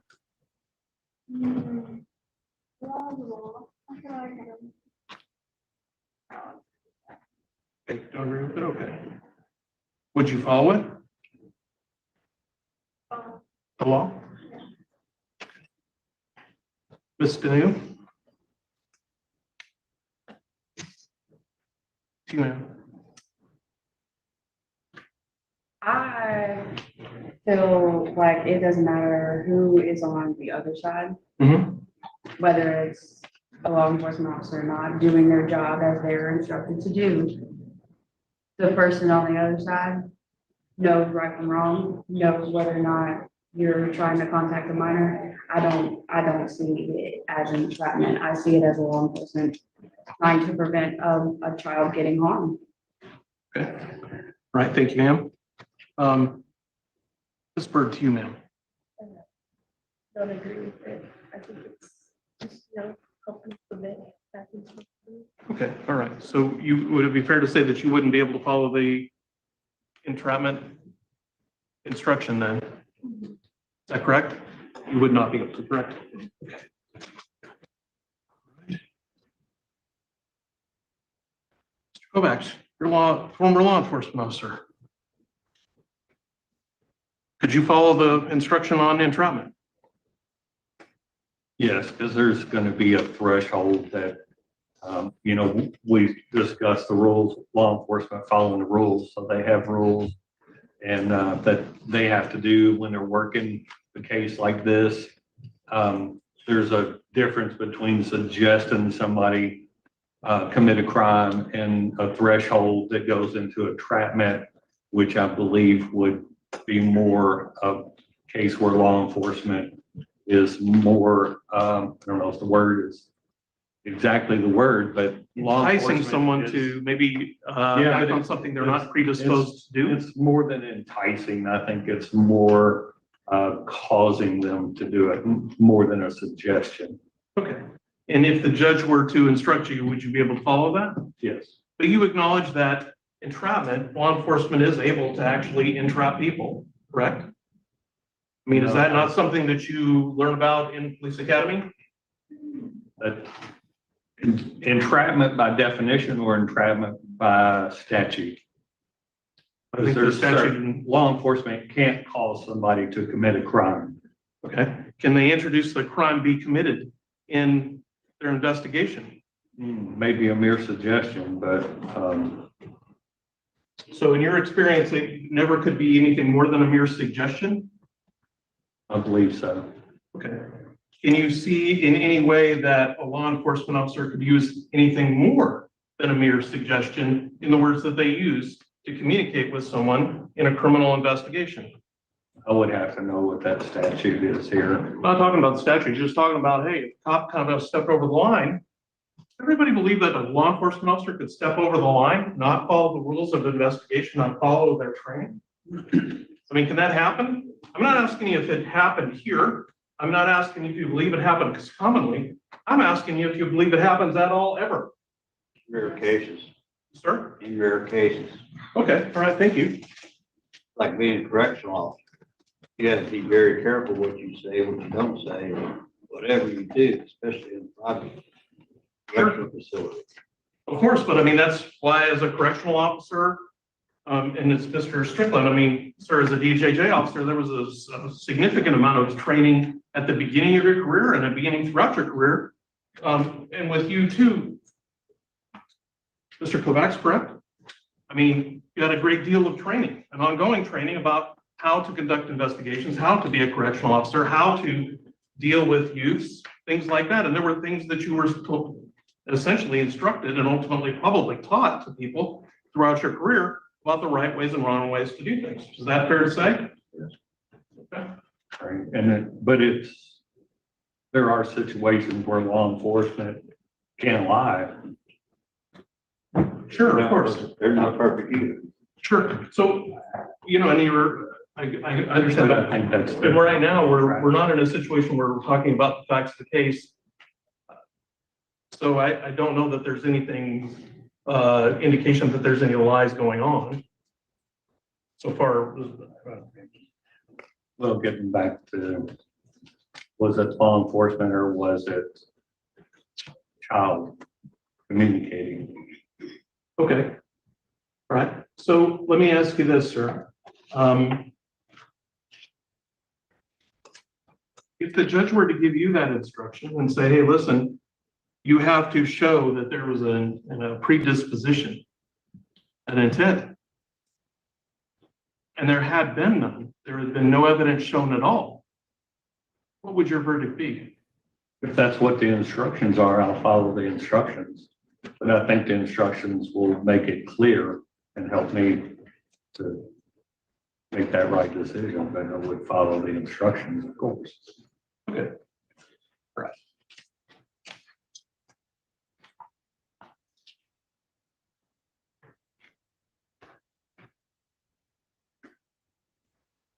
So if the law requires a person to be ready and willing to commit a crime before any contact with law enforcement, is there anyone who would have difficulty following that rule? That's prior to law enforcement contact. Would anyone have problems following that rule? Ms. Brancard, what do you think about that? If someone has a proven intent, then no, I don't think I'd have a problem following that. Okay. Ms. Smith, what do you think? Same thing.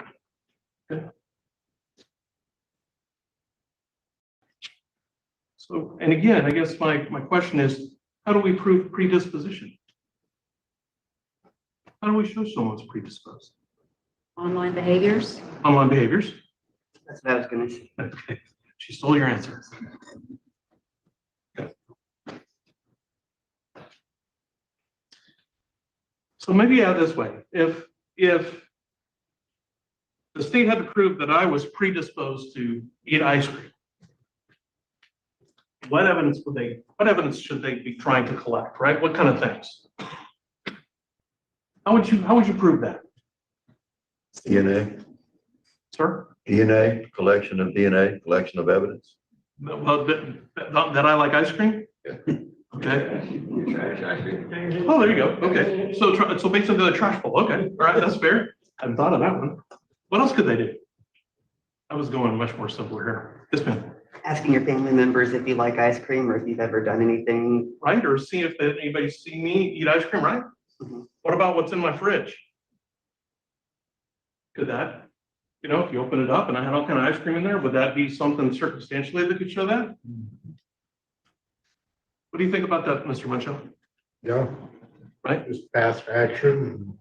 How about this? What if, could they get my bank records and go back and kind of look and see if maybe I had used my credit card or debit card at, Baskin Robbins, Brewster's on the beach? All right, would that be something that would help them show that?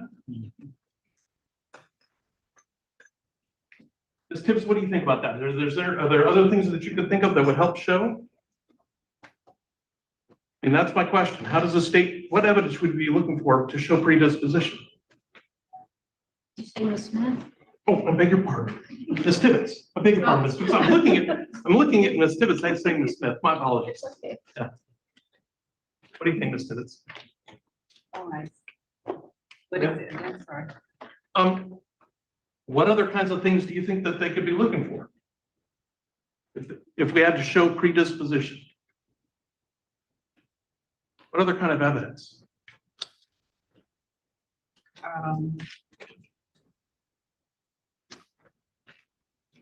Witnesses, friends, family that Yeah. seen you, like picking out on ice cream or whatever, or right? Recently going to Baskin Robbins or whatever. Okay, right? Yes. Right. Mr. Welch, what do you think about all this? Feel like you go in like computer records, phone records. Things like that? Okay.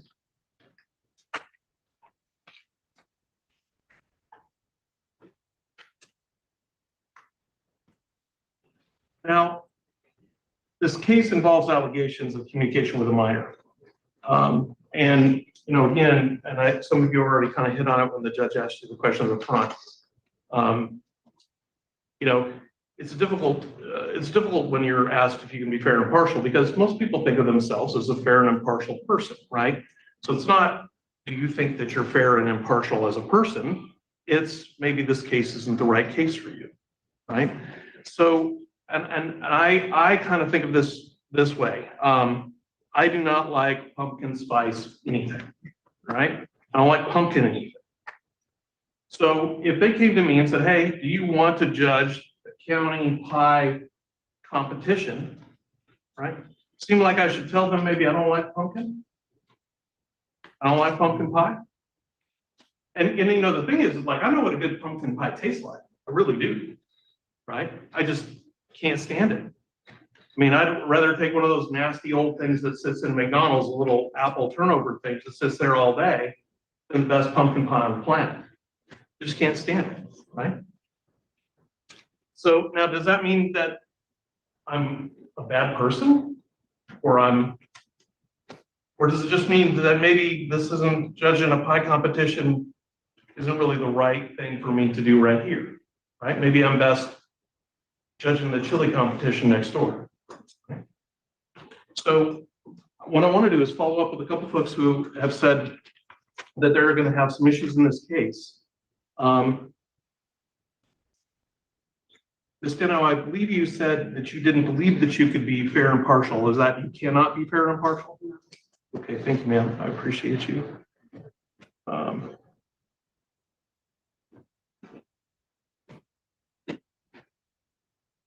Mr. Strickland, I believe you said you had a real hard time doing it. Yes, sir. Does that mean that you cannot be fair and impartial in this case? That mean that maybe this isn't the right case for you? It probably would not be. Okay, and I know you're speaking a little bit in couching terms probably and have a real hard time. And unfortunately, I'm asking for a yes, no. Could you be fair and impartial? Can you swear that you would be fair and impartial in this case? Let's say it that way. No, sir, I could not. Thank you. And it's Ms. Ortegas, is that correct? Okay, Ms. Ortegas, to you, ma'am. One of the things I think you said is that you did not think you could be fair and impartial. So just asking you to clear it up. Can you swear that you would be fair and impartial in this case? I would not be able to be fair and impartial. I Thank would you, not ma'am. be able to swear to it, no. Thank you, ma'am.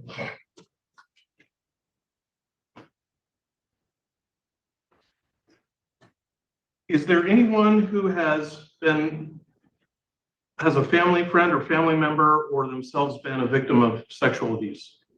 I'm going to go on the front row here. And again, if we need to make provisions for your privacy, please let us know that we're not trying to embarrass anyone, simply trying to get a fair and impartial jury for both sides here, okay?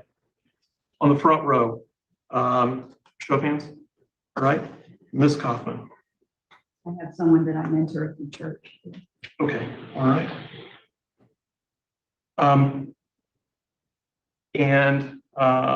That was Ms. Daniel.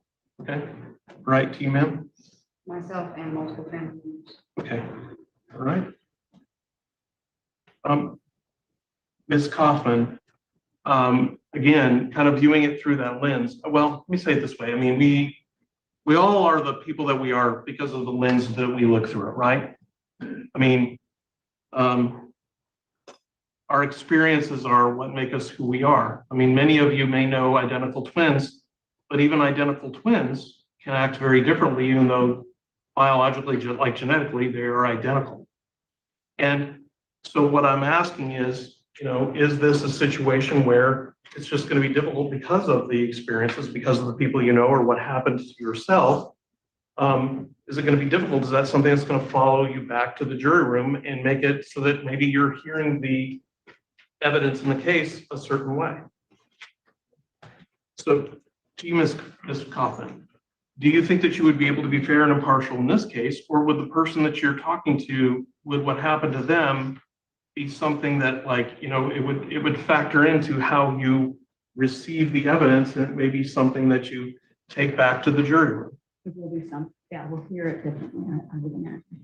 Okay, and so I guess my question is, and I'm kind of putting it maybe in a little bit of a too sharp a way here, but if you're hearing it a certain way, would that make it difficult for you to hear both sides? If you're hearing it and you're more receptive to one side than the other, is that correct? Again, I would like to think I would be impartial, but I cannot deny that some of the things that this young woman has shared with me has definitely impacted my life, because I did not know things like that existed. Yes, ma'am. Okay, and would that affect how you hear the evidence in this case and receive evidence done by the state and by the defense in this case? I think I'll listen to the evidence and I'll receive it and look at it as fairly as I can. Right, so let me put it to you this way, because and it's a little bit of a trick question, right? Because there is no evidence out there. Right. So my question to you is, and it's, I understand aspirationally, you're saying, hey, I'd like to think I can sit on this side, but I'm not sure that I can. Well, again, we're here in circuit court. And this is really serious stuff, right? So my question to you, someone who's going to be potentially a juror, is that something you can swear affirmatively that you're going to be able to set aside? So I'm framing it up in that you swear you will. I swear I will set it aside. You swear you set aside. Okay, thank you, ma'am. All right. Second row, any friends, family members, or experience? Okay. All right. Mr. Fitzgerald, to you, sir. Yeah, daughter up north years ago, her stepdad, that's her kid. And my wife, that was never turned me into a father. I'm married to them, but I can be fair and impartial, I listen to the facts.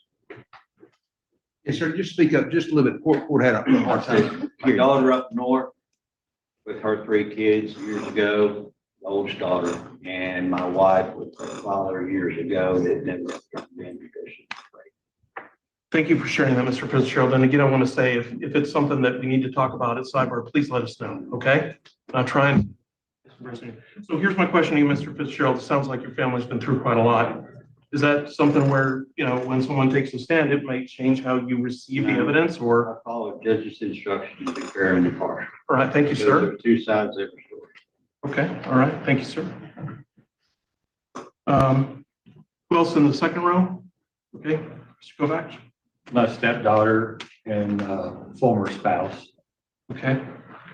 And again, is that something that you're going to be able to set aside? Would that change how you receive evidence in this case? Won't influence how I see this evidence. All right. And I'm sorry, who else? Second row. It's Ms. McAllister. Sorry. Oh, beg your pardon. Beg your pardon. He's Mr. McAllister. Sorry. My mom and her sisters. Okay. All right. And so really your aunts and your mom going through some stuff. So is that something that you would be able to set aside? Would it affect how you received evidence? I mean, that's your mom. I wouldn't be able to set it aside. You would not. Okay. Thank you. Who else? Ms. Brancard. My mother and her sisters were also abused by their father. And when my daughter was 18, an adult man exposed his genitals to her at a workplace, and he has been since adjudicated and found guilty. Okay. All right. And the experiences with your family members sounds like they happened on both sides of the generation. How would that affect you? I don't think it would. I'm very evidence-based. Okay. Need data to make decisions. Okay. All right. So that's not something that you would take into account. You don't believe that that would affect the lens that you view the evidence. Mr. Gregory, did you have your hand raised, sir? Okay. Is there anyone else on the second row? All right, third row. The family members, friends. Okay. Mr. Ortegas, you, ma'am. Myself and my youngest daughter, they were pretty traumatic. I gotcha. And how old is your youngest daughter now? She's 31. Oh, wow. Okay. All right. And is that, again, my question to you, is that a lens that you're going to view this through? Probably so. Okay. Ms. Oh, all right. Well, we got to see quite a bit of it. And it was good to see the process. See, now this trial will be Wednesday, and this is the problem that I'm going to have trying to show it, is that he just cuts things just instantly. We were about 3-4 minutes behind live right there. And yeah, as soon as something's done, he just cuts it. But I think it was still interesting to look at. We got to see some of the process. I know we talked about in one of the shows or something, talked about seeing some jury selection. So there you go. Okie dokie. Let's go back to Judge Middleton. Move Ellie. I need to see what I'm doing. Thank you.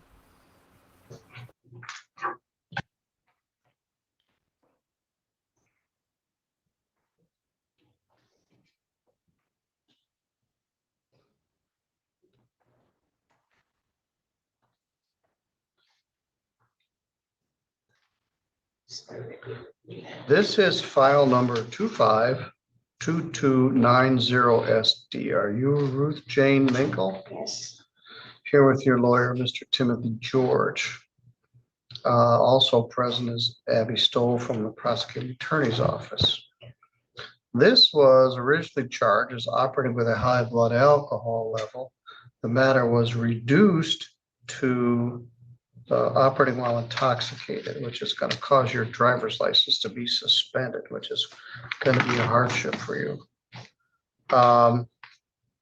Somebody has given me an AA log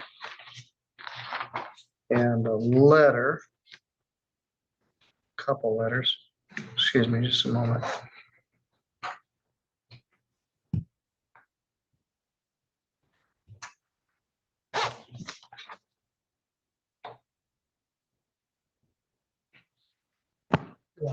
Yes? Could we bother you to get the headphone set for my client?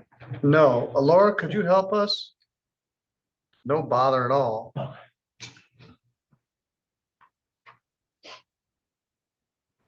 While we're getting that, Your Honor, we did provide a letter of support, a letter documenting AA attendance, and then also some AA log, as well as a certificate of completion and a pivotal assessment from last year. Could you help her with the headsets? Absolutely. This was Michelle's area of expertise. But she's not with us and Paul. So this young lady over Yes. here?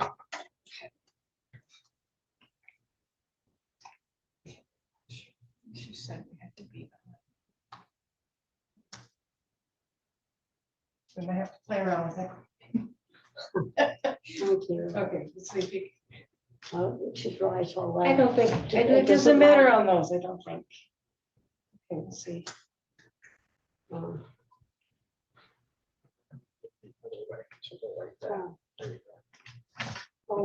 yes.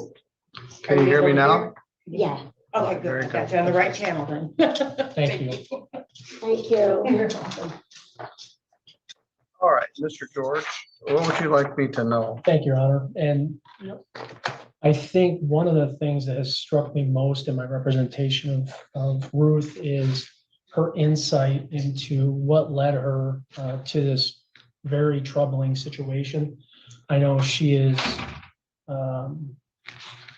absolutely horrified by what happened, that she allowed herself to be in a situation to put, the community as a whole at risk. But, as I had recently mentioned, fortunately, she's here with no further issues other than the alcohol and driving. My client's been dealing with a significant substance abuse issue for a number of years, and she has taken a lot of steps, and she provided me a lot of documentation about what all she's gone through really over the last 2 decades, including treatment, inpatient treatment, therapy, counseling, AA, substance abuse evaluations. She's really found a way on her own to handle the significant issue. She's had significant losses that she's dealt with. She's lost 2 husbands over, the last 2 decades or so. 25. And those have been significant triggering events. And fortunately, she's been able to, through her treatment, handle those. I think you find my client now as someone who's alone in a lot of ways. She does live by herself with her cat, and doesn't really have much in the way of family in the area to lean on. But she does have a neighbor here who's helping her out. And I think at its core, Your Honor, you're dealing with a very intelligent individual, very educated individual that realizes what she's dealing with. And I think there are circumstances with the Ativan that she was taking at the time and having, uncontrollable shakes, and felt, if I can just have a drink, then I can get rid of those shakes. Well, it did that, but obviously had a more profound impact on her. And I know that she's terribly sorry about that and wishes that she could go back and change it. On the positive, she does report to me that she has not had anything to drink since the date of the offense. She reported that she just had her 3-month coin that was given to her, and she's immediately plugged herself back into services. So all in all, Your Honor, I know it's the facts are not great and it's not a great situation, but I think before you is someone who understands the level of addiction that she's dealing with, someone that's been doing the right things for a long period of time, had this issue, but then plugged herself back in and is continuing to do the right things. I think based on those factors, Matt's recommendation is appropriate. It allows her to continue on with everything that she's doing, probably adding in the testing, and we talked about that a little bit today. But I don't believe that this is a situation where any additional jail would be appropriate. I think she understands the significant nature of the offense, and we'd ask the court to adopt Mr. Huff's recommendation. Thank you. Abigail, what's your thought here? Thank you, Your Honor.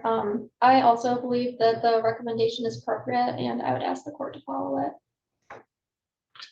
Ms. Minkle, what he's recommending is that I give you 7 days jail, credit for the 2 that you already did, and defer 5 days, not order any additional jail at this time, and put you on a probation where we supervise your attempts to get to sobriety.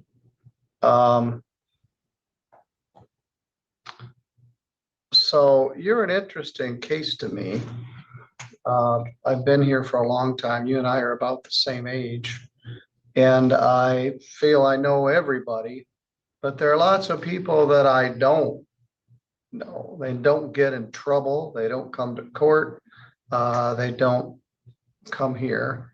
And you've been silently in desperation, struggling with alcohol for years, but you've never come to the attention of law enforcement.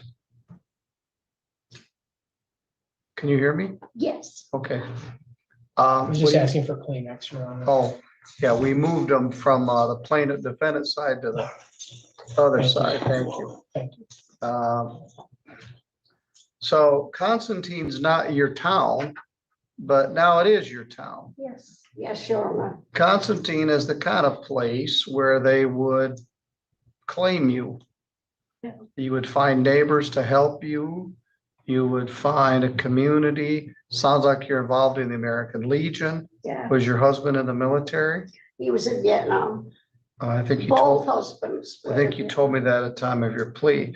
So there's a real community there at the American Legion. Yeah. And so I'm glad to know that you've got some friends down there. It's a tight knit little town. But this was bad. And you heard me talk about 131 and the big hill and what you were doing. And it's just by divine intervention that there wasn't a fatal accident involving you and or somebody else. Praise God. But I think this was a big eye opener for you. You accepted responsibility. And you're plugged into AA. Now you're doing all your AAs in Constantine? Yeah. Because it's most convenient? No, I'm a very loyal person and I just like, it's like my family, so that's. Well, did you do Constantine previously? Yes, I did. All right. During my, yeah. There's another community, and I'm the sobriety court judge, and we've got some people in our sobriety court group that are doing their AA in Constantine. I know one of the guys that signed your letter, Paul. Yeah. And I'm very glad to know he's in that community. Tell Paul I said hello. Well. And Rebecca and some other people that I hope are still plugged in down there. Rebecca. I'm the only woman now. All right. Anyway, that encourages me.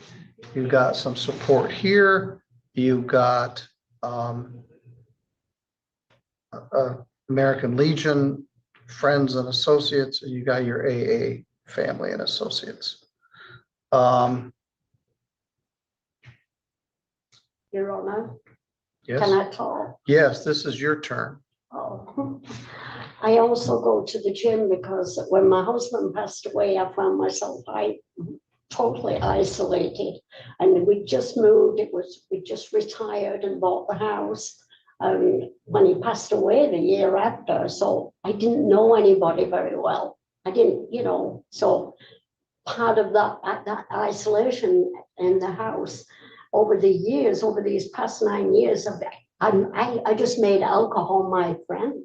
It was my medicine at home, in the house, isolated, and it just went downhill. It just got worse. So I sought help. I mean, I knew I had a problem and I went for help, Now you have some stepchildren. Are they involved at all, or they are live They're somewhere? all in different, well, 2 of them, one's in Chicago, one's in North Carolina. The other one's in Detroit. My stepdaughter's in Detroit. they never get this way unless they go see their mom, because I'm the stepmom. Mhm. And they go to Niles, so then I get on okay with the mom. We always bonded, we were all right. So she calls me up and I go, when the kids come, I go there, and that's really the only time I ever see them. All right. Well, this is going to extend your life by years. Yeah. Not to mention if you hit a tree going somewhere, but literally, if you can get over this hump, Yeah. it will extend your life by years. Yeah. But I'm gonna follow Matt's recommendation.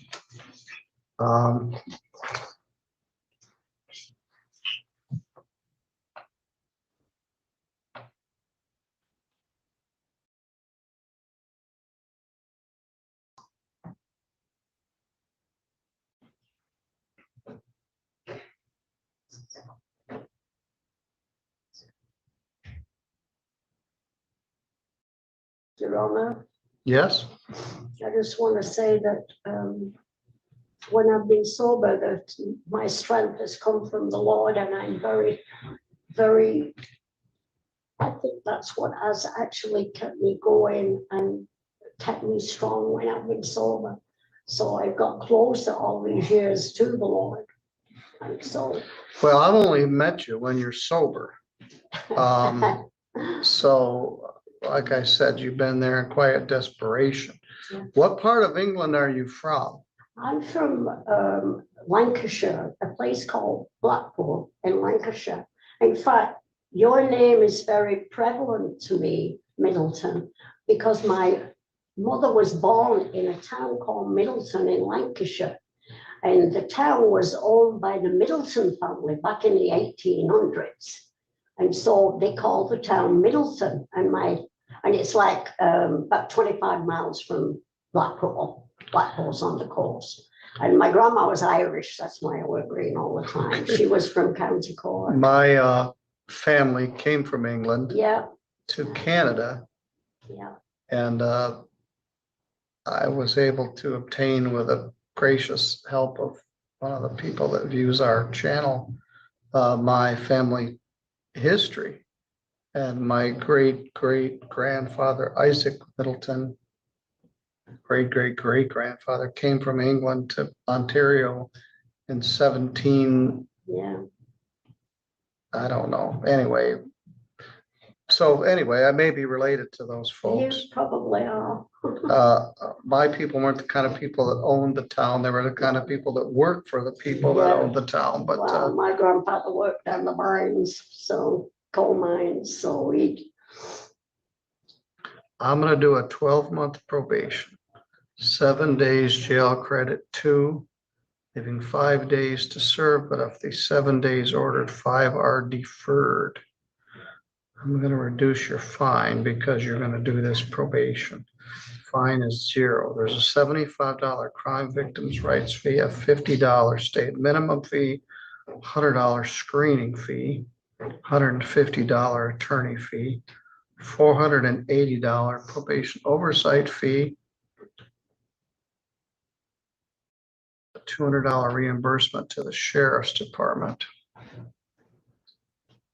And I'm really glad nobody was hurt.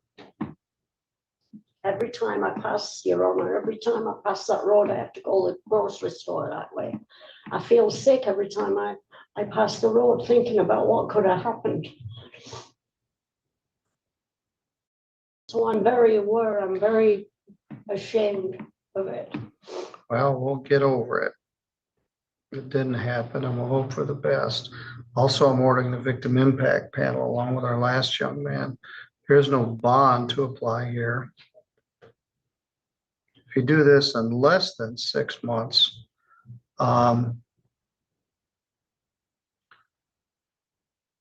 it will reduce the bond by $40 each month. I'm ordered substance abuse counseling and treatment support group, alcohol and drug testing at random. You attend the victim impact panel. You're not to use any drugs or any alcohol. Drugs are not an issue for you, but certainly you're also combining alcohol with Ativan and your other prescription medications, No. which makes it even worse. You can take all your prescribed medication. Yeah. You just can't. I went to the doctors and told the doctor, I want it red flagged. I don't ever want that stuff again. All right. I think you're gonna be a cooperative and ideal probationer. You're gonna do what's asked, and I think Matt will. You'll find he's gonna be easy to work with. But I'm serious. If you stay on this course, it's gonna significantly shorten your life. Our age, we don't have that much of it left. No, and I've had cancer twice, and God has brought me through it. He must have something in mind for me. Well, maybe you can be a role model for somebody else. That's what I'd like to do.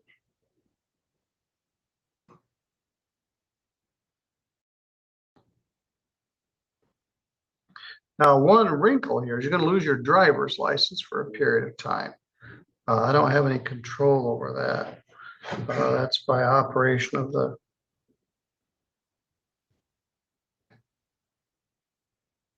law.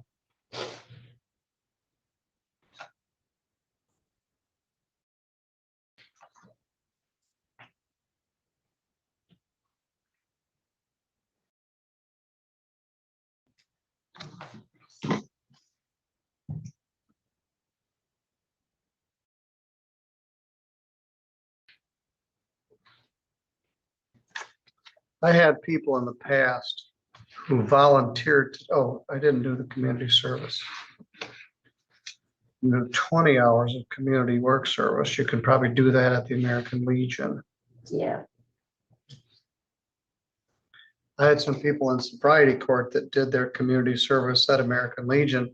They'd show up every Sunday and help at the Sunday breakfast. That's what I do. Then they just kept going. So they finished their I think they might still be volunteering there. I've been doing it for 10 years. Yeah, so for you, it's just gonna be, and it gets you out of the house. It's a sense of community. There are good people there.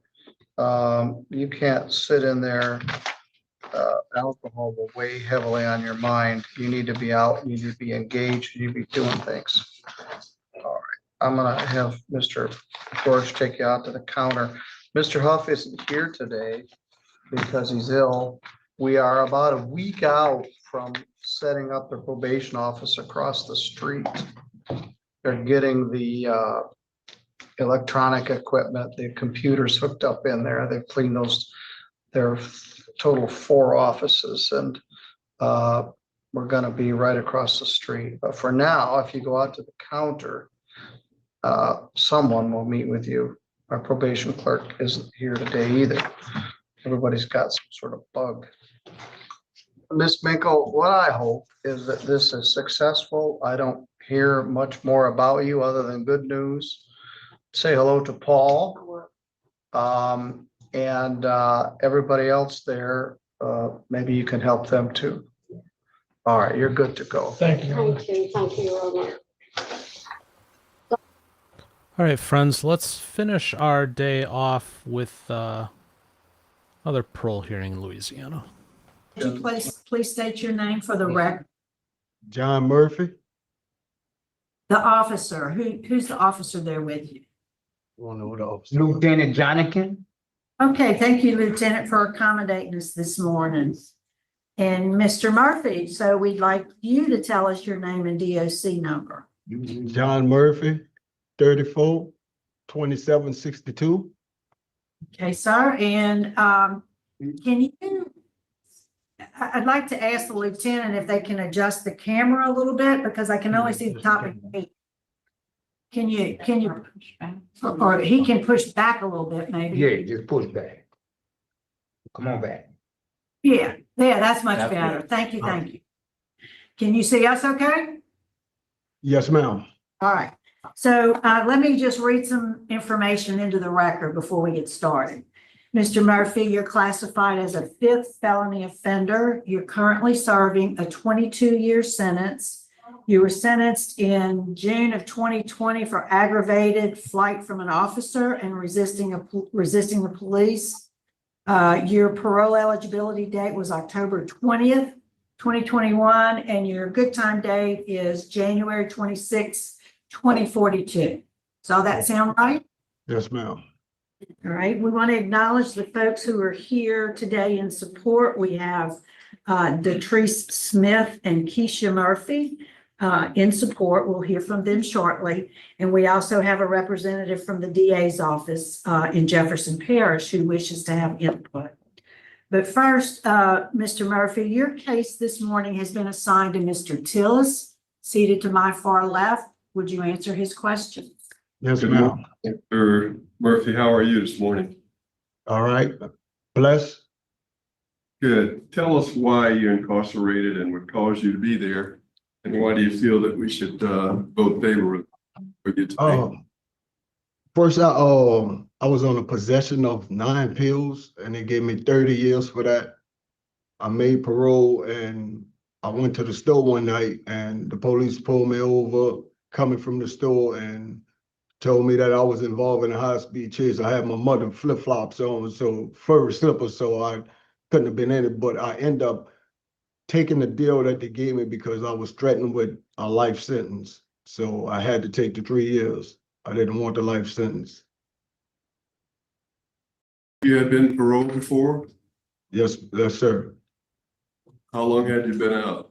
2019. And you got pulled over again for? I wasn't in the car, I was walking. I was basically walking. This is like 3 weeks after I got out. Okay.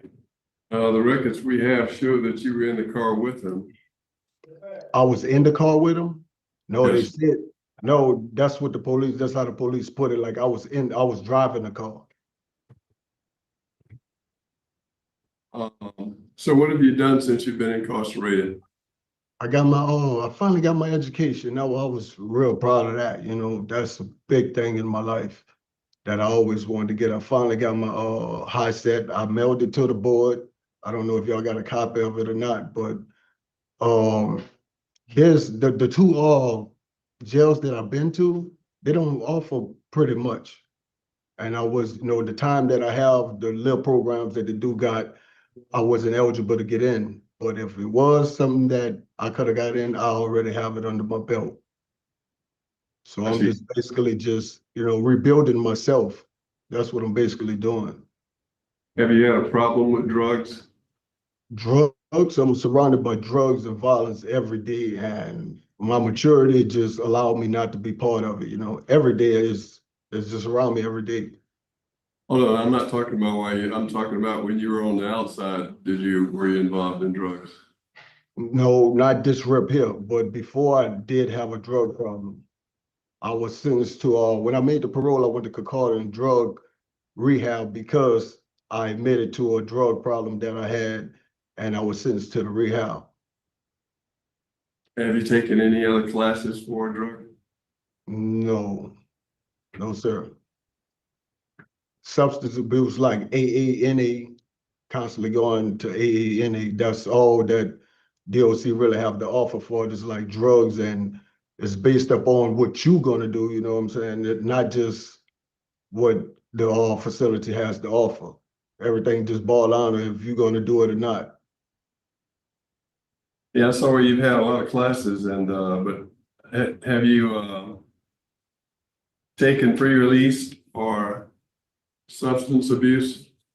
I have taken before, yes. You have? Yes, sir. Okay. I don't have any more questions. Any other questions? I just want to point out, Mr. Murphy, that you said you were just walking down the street. It was, according to the report, you were found hiding under some bushes. And when they found you, you tried to break away and threw punches at the deputies.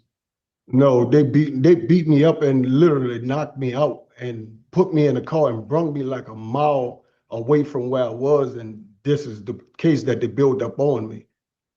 When I got to the jail, everything was just messed. I couldn't even walk. They beat me with the bullets and everything. My mouth was busted. DA. Okay. And did you have cocaine? No, no, sir. Okay, because they found a bag of cocaine where you had run from.